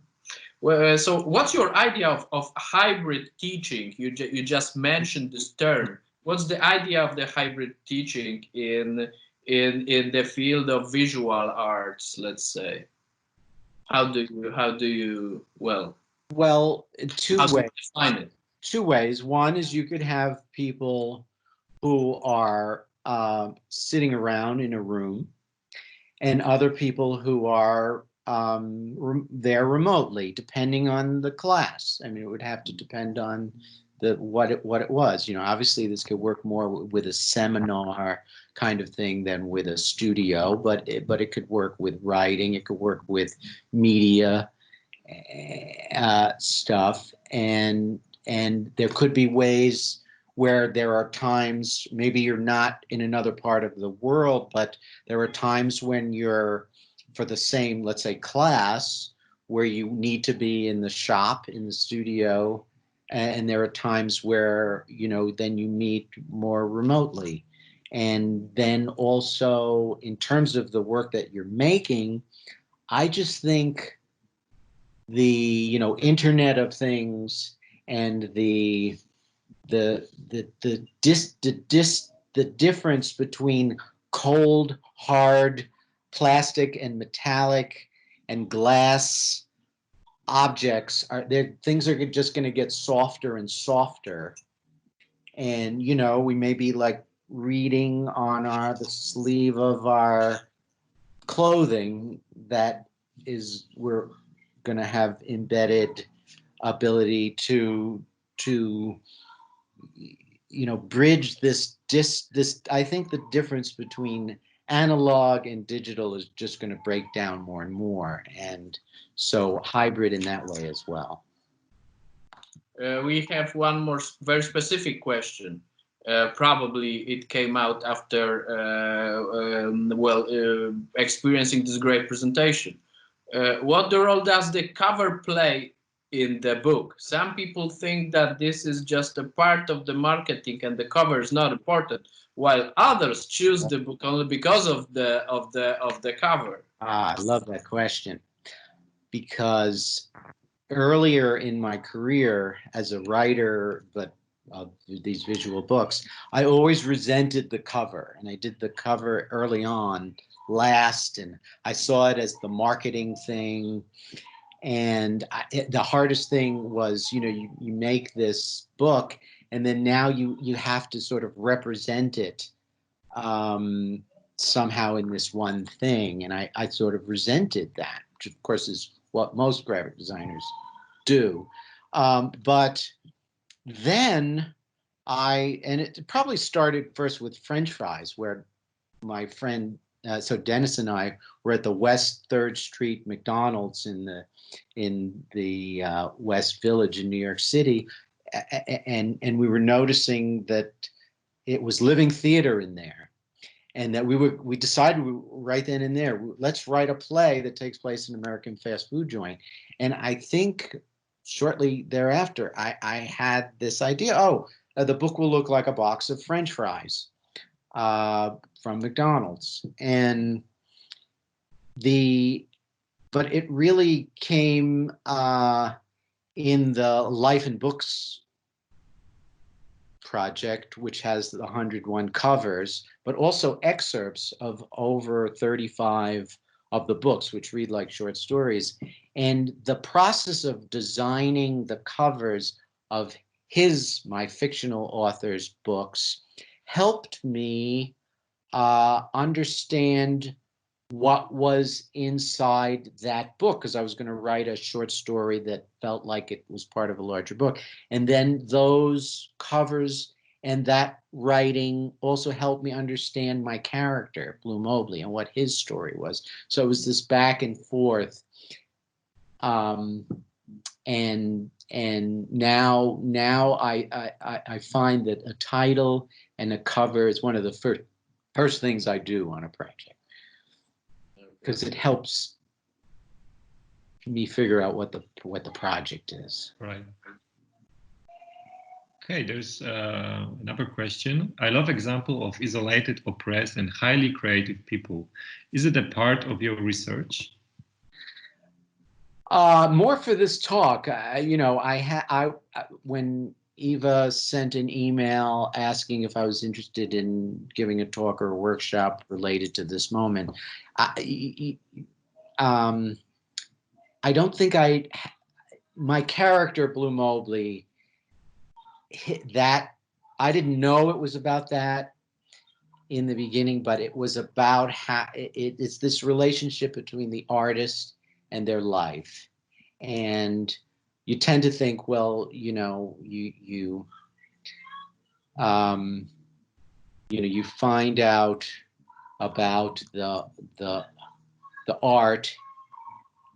Well, anyway, I came to realize that in writing that book, that it's the life, unexpected things, the serendipity of life and your conditions of your circumstances affect so much what your art is. And I'm trying to remember that now. I suddenly lost the question, but tell me that question again, just so that I could wrap that up. It was question if you are researching on that. Oh yeah. So I his isolation and his connection to people became a subject. But I think I was just digging around and for this talk, and I started thinking about it more. Thank you. Thank you. And does Wahrren have time to show some of his former student work? Thank you. That would be terrific. Of Let me end with that. Can I go to that? Yes, please. Yes, of course. A few books and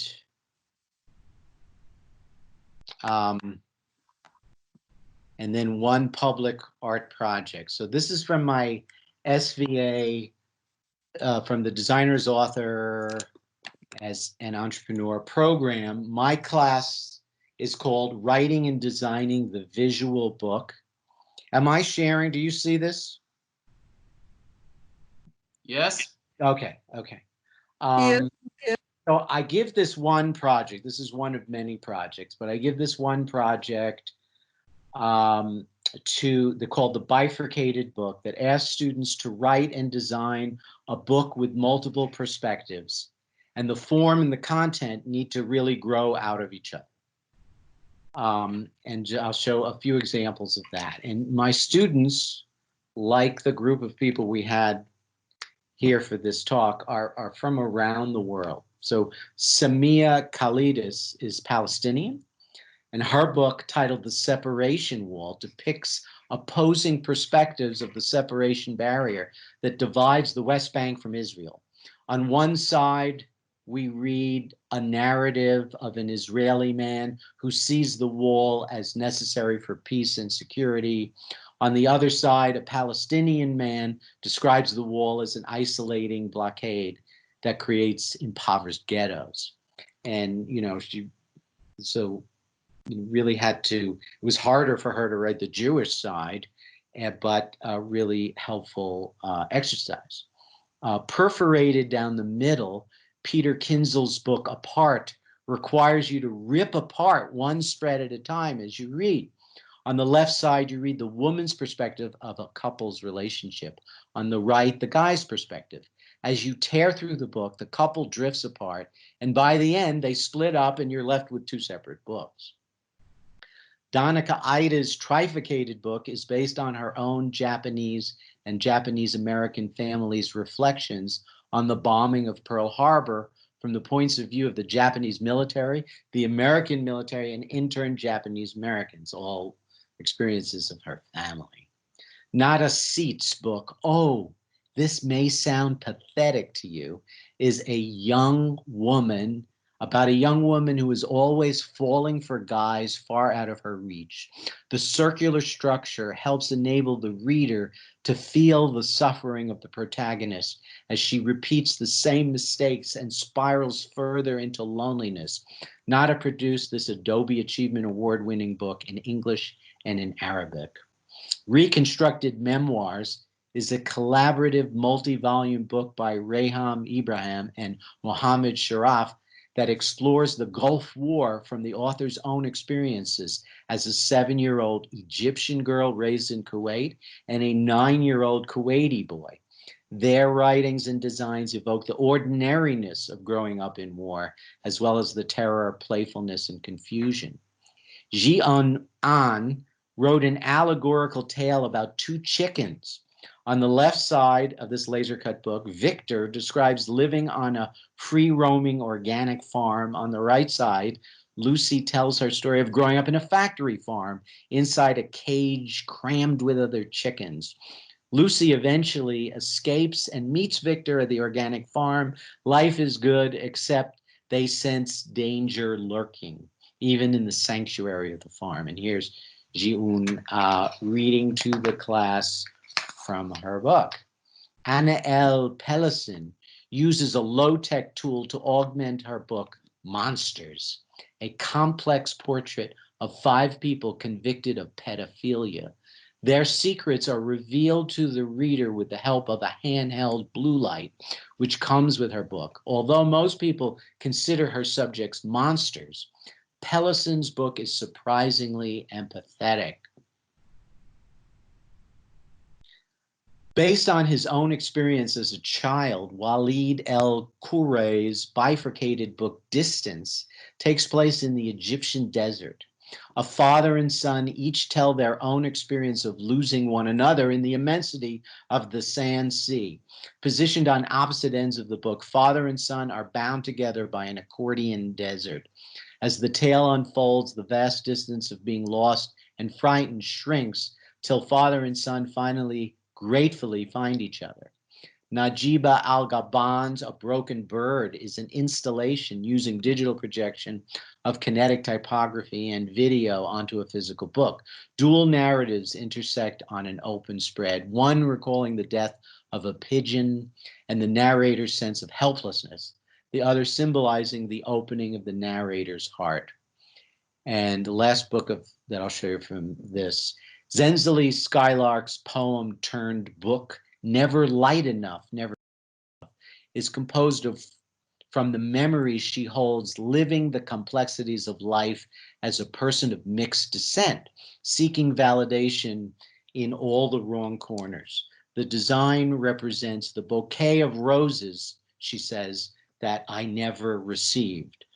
I spent years seeking validation from each part of my ethnic makeup when in reality, and she's half Black, half Caucasian, I am the one that should give myself my own validation. And the last project I'll share with you is from an undergraduate class that I teach at the State University of New York at Purchase, about 40 minutes north of New York City. This class is called Community Design, and we do work. The class is like a pre-professional design studio doing work with nonprofit organizations in the campus community.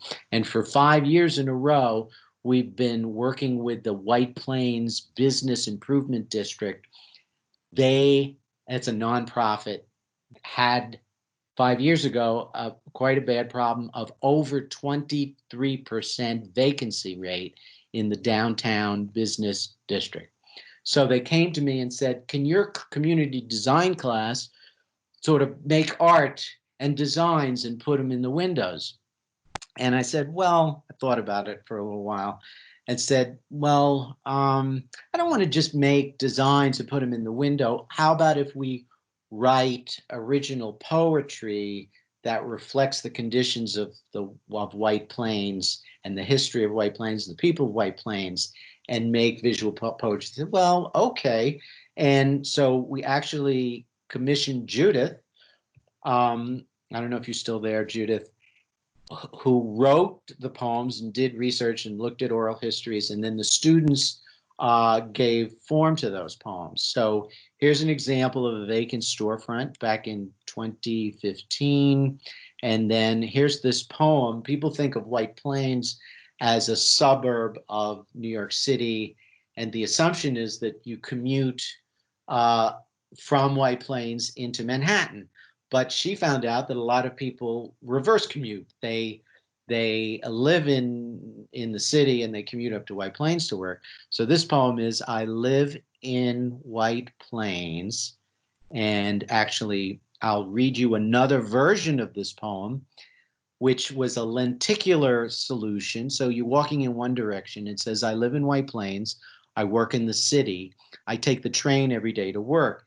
And then you walk in the opposite direction, and it's, I live in the city, I work in White Plains, I take the train every day to work. And here it is head on and looking right into it. This poem ended up being situated next to a Barnes and Noble bookstore, and it also reflects the notion of where will books be in the future, and looking and reading. The poem itself addresses that you are looking through a window reading this poem.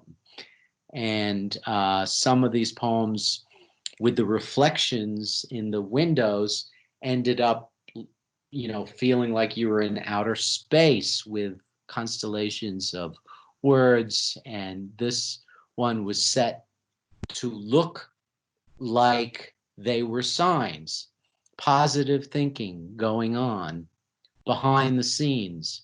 I stay open. Things will turn around. Your customers are the best source of information. Same people come in year after year. That's the poem.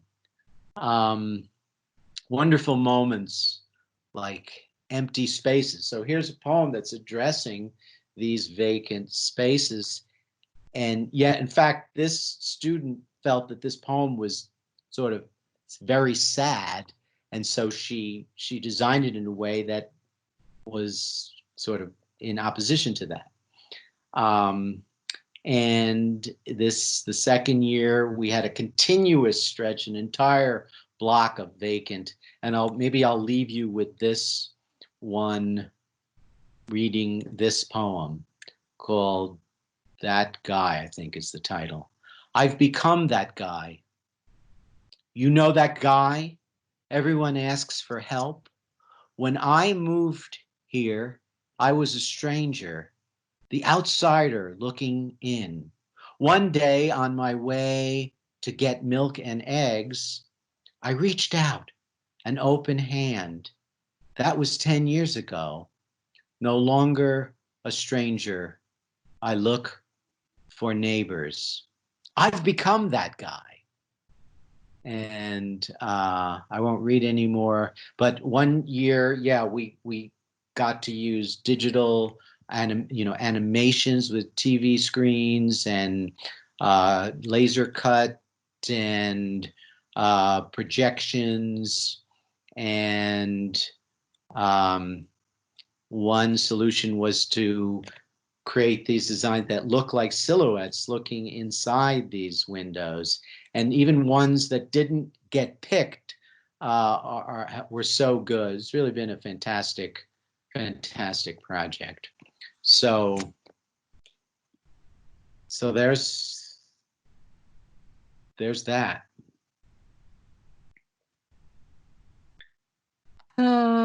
Warren, Very much. Yeah. you have so many questions that you will Yeah. not finish today. You will stay with us Don't forever. open the People chat. are getting Should we? And I Yeah.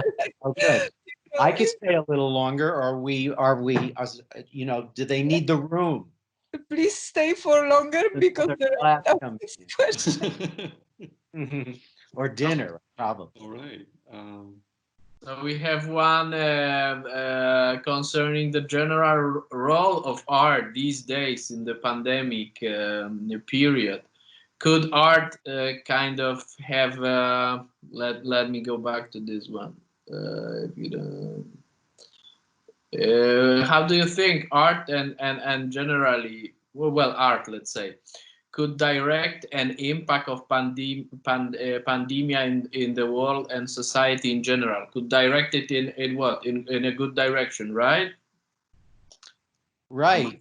I mean, I showed some examples of, I think for designers, some of the animated infographics about the spread of the disease are very helpful to counteract the lies that like I mentioned, the president of my country is saying, I mean, we have the most cases and the most deaths, and he goes on TV every day and says that we're the envy of the world, the way we've handled COVID-19, and I just wish that design, that these infographics could be proliferated more and used to counteract that verbal rhetoric. That's one way. Of course, design of prescription medications, and there was Deborah Adler from the SVA graduate program. Her thesis project came out of the fact that her grandmother and grandfather accidentally would take each other's medications, and she designed out of that experience. They lived and didn't die from that, but it led her to come up with a better design, more humanistic, easier to read, and color coded design for prescription drugs that Target eventually bought. And it was great for her that this academic project became very much used and helped save lives, really. So there's very practical things like that. But then more on the poetic side of art, we saw the examples of things that people are doing in those digital billboards. Again, I think it takes time, but we know for sure that science and medicine are extremely important to get us out of this crisis. But I contend that after that, simultaneous with that, maybe almost as importantly, is art and music and poetry and dance and theater, because it helps us find meaning in these things, sometimes escape, sometimes works that split the difference between both of those things, transformation. And I guess, you know, on one hand, I could imagine that there were some people with us today who might have thought my talk was very depressing. I'm showing all this dark stuff, but I don't know. I find the work that I was showing and a lot of my favorite artwork sort of, yes, transforms that trauma into art. I believe it is not depressing. I believe because it is transformed somehow into the art, and we find people found this language which could link them to another human beings and allowed them to express their feelings, and also allowed them to take them out of their bodies and put somewhere and share and find some support and empathy.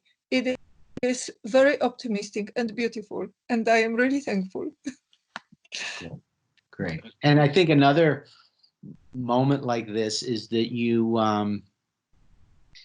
you know, you could figure out maybe how to make art and stuff with less access to all these other gadgets and tools and things, which are good that we have those. We want to go back to them, but it sort of brings you down to the basics. You know, twigs if necessary, rocks, whatever. Yeah, I know what you mean. We at the Japanese art workshop today, we were doing stamps, potato stamp. Yeah, and it's, you know, we had a meeting yesterday, like a faculty meeting, and it's very different. You know, if you're teaching design, there's a lot still available to you if you have an internet connection and everything. But if you're teaching, you know, silk screen, if you're teaching welding, if you're teaching paper making, you know, all paper making, there's a lot you could do with a beater and a blend, you know, a blender. I mean, but you know, so they're coming up. If in the fall there are no classes at this other school, SUNY Purchase, where I teach, they're coming up with like printerless printmaking classes, you know, if necessary. All right. So another question. Is that okay? Yeah. Yeah, I can ask. Okay. If you don't connect with your audience and create a product that people want, what happens? If you can reach the people about their desire, is it also can damage the creation? How can you consider this situation? Yeah, that's a good question. I think most artists that I know, it comes from the inside. They're motivated from within to make. But at a certain point, you do want that work to have a dialogue with an audience. And I know for myself, I've learned a lot from interacting with audience, both in live presentation. You know, that's one of the tough things about doing these remote presentations is, of course, everyone has to be on mute because otherwise there's too much noise. But then, you know, you don't hear if people are gasping or laughing or applauding and that. But so there's the feedback with an audience when it's live. There's feedback if you publish a book, you know, with readers. And I know in the early part of my career, it was a really true reflection of the way I saw the world, like French Fries and those earlier books where a lot was going on at the same time. But at a certain point, when I became more serious as a writer and cared more about the subjects I was writing about, fiction or nonfiction, the design changed. And it came partly from finding out that some of my biggest fans, people who collected all my books, hadn't necessarily read them cover to cover And so, you know, I went through a change, and plus you know, you're not just ultimately working for yourself. I think artists, they're very different kinds of artists, and some would be just fine being on a desert island, making work because that's what they do. But a lot of us do want that connection to an audience and that feedback loop. And sometimes it's frustrating. I mean, when I work on the fringes, you know, I wish my work, you know, so my things have been published in editions of 1,000, 5,000, 20,000 reprinted, but there are books that I wish got out further, but because I make them the way that I do, and they're peculiar in their form, you know, they're not pop culture, and that can be frustrating. You know, even you know, to be taken seriously in the field of poetry or in the field of fiction, when you make a work that just doesn't look, you know, art is more accepting of different radical form. The literary industries of academia and publishing are much more conservative about the way literature is supposed to look. So, but on the other hand, I'm not going to trade off for a bigger audience the work that comes from the way I make work. And so, you know, to hell with all those millions of people. I'll stick with my thousands. No, not to hell with them, but you know what I'm saying. Yeah. So, in connection to this one, another quite specific question, probably concerning your projects, which are in terms of artistic value, could be placed very high, but probably also concerning the projects, socially aware projects of your students. Mm-hmm. And Maria is asking, how do you pitch projects like these to the publishers? And generally, how do you fund them? Pump them? Fund them. Oh, fund them. Finding funds. Socially. So, you know, the White Plains vacant storefronts, it's interesting because it's subversive, really, because you have this is a nonprofit organization, but they work for the downtown business, you know, the real estate interests, really. And it's a very subversive thing, because if you really read Judith's poems, they're not happy talk kinds of poems. It's not just love and lyrical. It's about all kinds of things that maybe if some of those people on the board of the business district organization really read the poems more carefully, they wouldn't be funding. So they're funding the student work getting done writ large like that. I mean, it's at least $20,000 each year for them to produce these things. Wahrren. Yeah. So yeah, that point that he made about some people don't even know that there's like text in it that's maybe subversive. And last year I wrote one about we're running out of time, about climate change. The time is now. It was very poetic, you know, step up to the plate. So it was all embedded inside this poem, and it's on this huge construction wall. Do the people that funded it know what it's about? My guess, no. They might think it's about building a building, but the students unconsciously they know. Hopefully, it's the people walking by that might say, "Oh yeah, the sky's on fire," you know. And so I was consciously doing that, but we had to negotiate a little bit. So for the students that are ever going to do some of these projects where you run into somebody censoring you, you know, okay, I'm not going to use that word, but I am going to sneak this in. But I'll you know, there was another project that the community design class did For Freedoms is another nonprofit organization that's an artist PAC. What's the PAC stand for? Political Action Committee. And they've raised hundreds of thousands of dollars through Kickstarter campaigns, and they won creative capital, like artist funding grants, and do partnerships, with Ford Foundation, stuff like that. And they created a 50 states of the United States billboard campaign right before the 2018 midterm elections. Okay.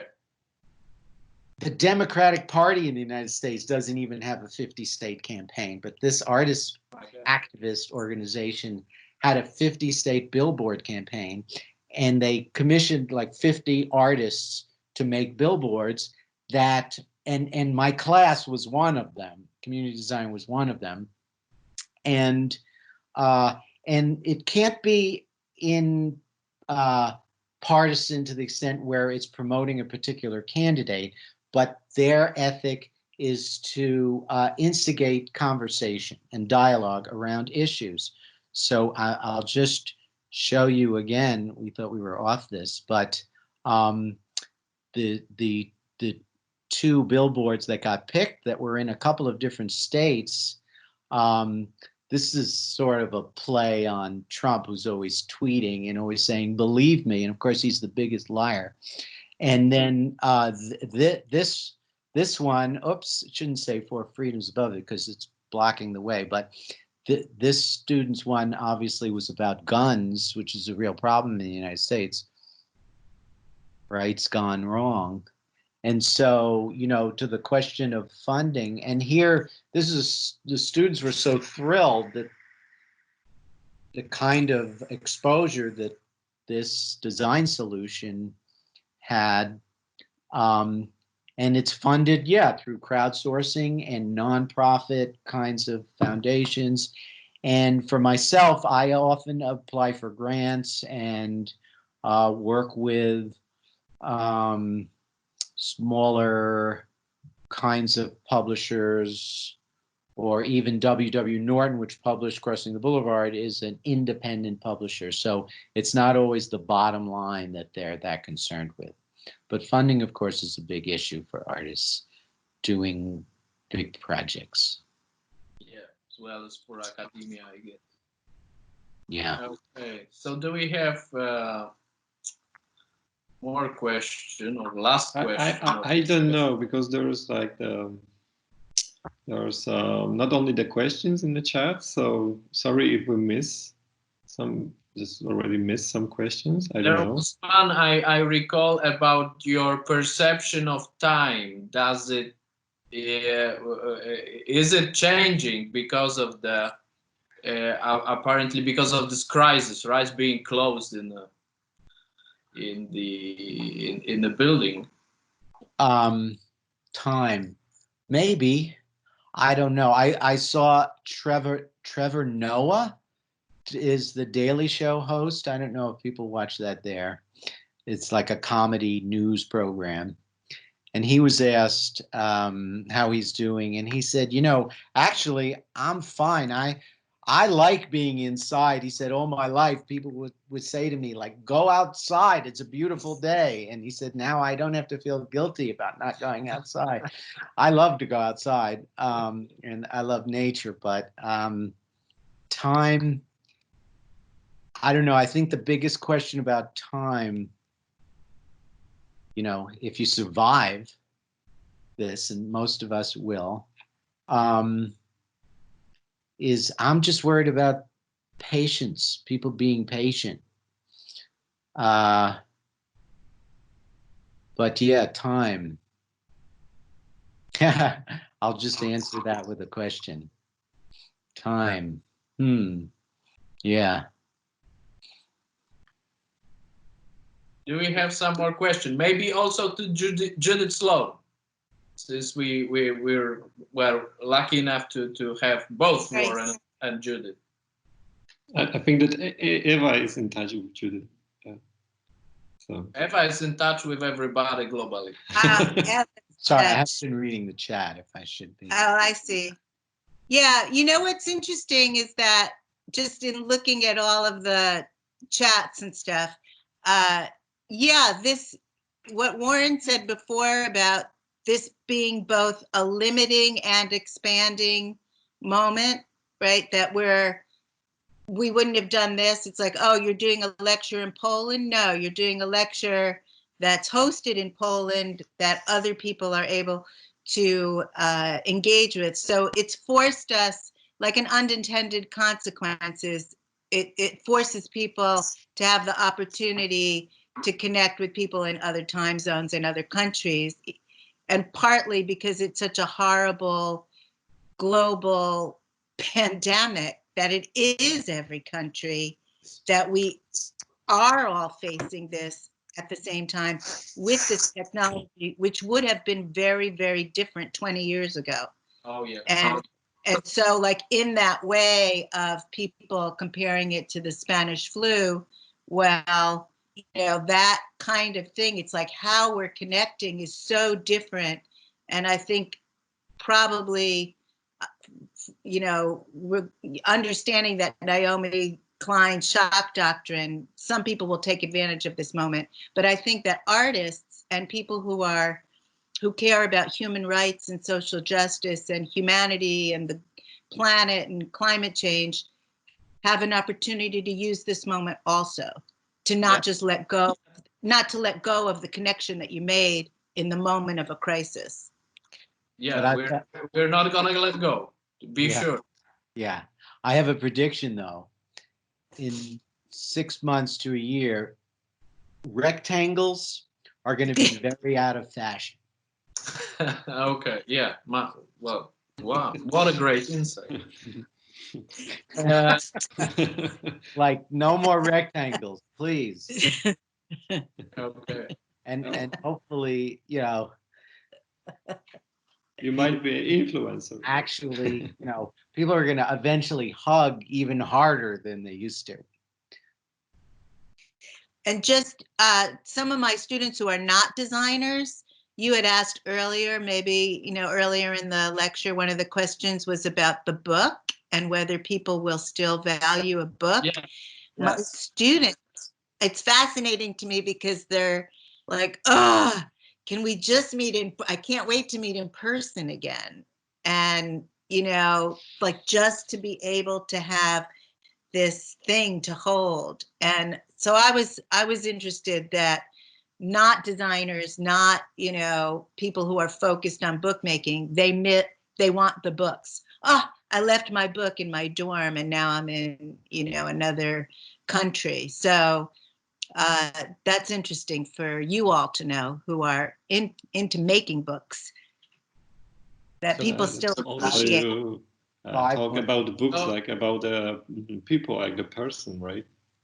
Yes. Yeah. Living objects. Yeah. So I have a question to Judith, if I may. Yeah. So being a theater artist, do you think that what's the impact on performing arts? What would be the impact on performing arts of this long period, of isolation in terms of I don't know how to call it, fleshly contact, personal contact? I think it's huge. And, you know, when Wahrren was saying in these formats, you can't see the audience, so you don't know if people are enjoying it, if they're rolling their eyes, if they're blowing their nose, if they're, you know, laughing. Whereas when you're in a live theater, whether it's 100 or 500, you feel it.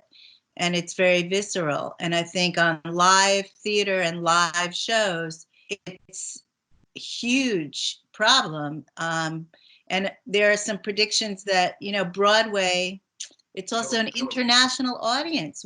We're dependent on people coming from all over the world. And so nobody really knows, you know, what that impact is really going to be. Because you can't really replicate that, even though a lot of us are doing it through Zoom and multiple sharing of files and making music but not real time because of the digital delay and all those things.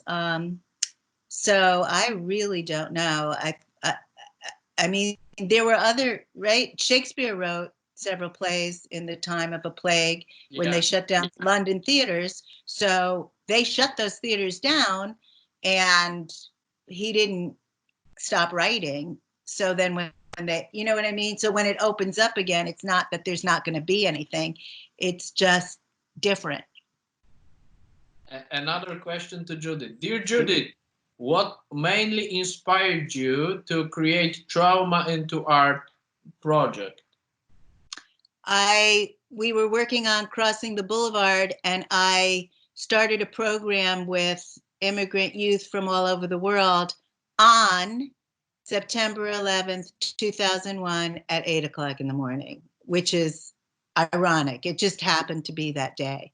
And there I was in front of 200 kids from all over the world, including Afghanistan and Tajikistan. And it just was like, oh my God, what are we going to do with this moment? I was running a once a week theater and storytelling workshop. So we had to change it right away. And then that idea kept going because people are usually traumatized when they're forced out of their country. So that's what started it, like that moment. Yeah, maybe it will be nice to repeat the project once again after I was years just thinking to analyze them and to rethink what maybe there are some difference, what's changed. Yes, I think that's a good idea. I was thinking that when I was watching Warren Shot, I said I need to reboot that and for this moment. Yeah.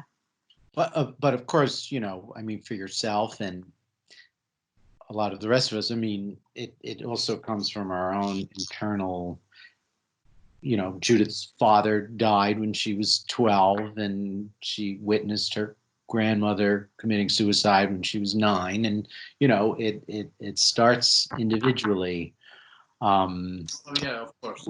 Well, everything probably, Warren did the design of the black and white turning in the triangle into color, so that also is we've got the graphics so we can reboot the project. But you still do work with the immigrant and refugee teenagers, which is not necessarily calling it Trauma into Art anymore. Except we have to right now. But I mean, maybe we'll end with this: is that this that the ability to tell other people's stories comes through empathy from your own experience and connecting.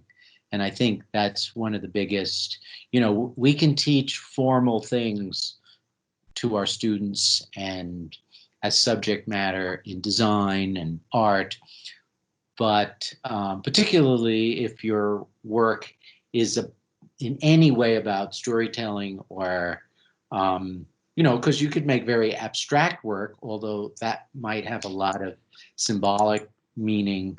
But still, I think most of the art that I find impactful has to do with empathy. And I think, some artists are always telling their own story, but many artists are helping to tell stories outside of themselves too, and reflecting other kinds of conditions and situations. And so then most of us end up wherever you started out. Like Blue Mobley was always about writing other people's stories, but then he realized when he was in prison and of a certain age that he was always writing about himself, and that he finally has his own story to tell as well, because you become, I think of a musician like Tom Waits, who probably he was a bit of a fake, early on, and like Bob Dylan, these people pretended to be more grizzled than they really were, and they end up becoming that. You just live long enough. Yeah. Right. Believe your art. Okay, well, thank you so much. Thank you. Much. Wow. Once again. Thank you, and then yes, this opportunity Applause to for Wahrren clap. Lehrer. It was pleasure. Actually, Sloan Yeah. directly from New York City in the pandemic time, but well, well, New but York is the capital of the world, and we're all with the New Yorkers. We're gonna get through this crisis. Yes, we will.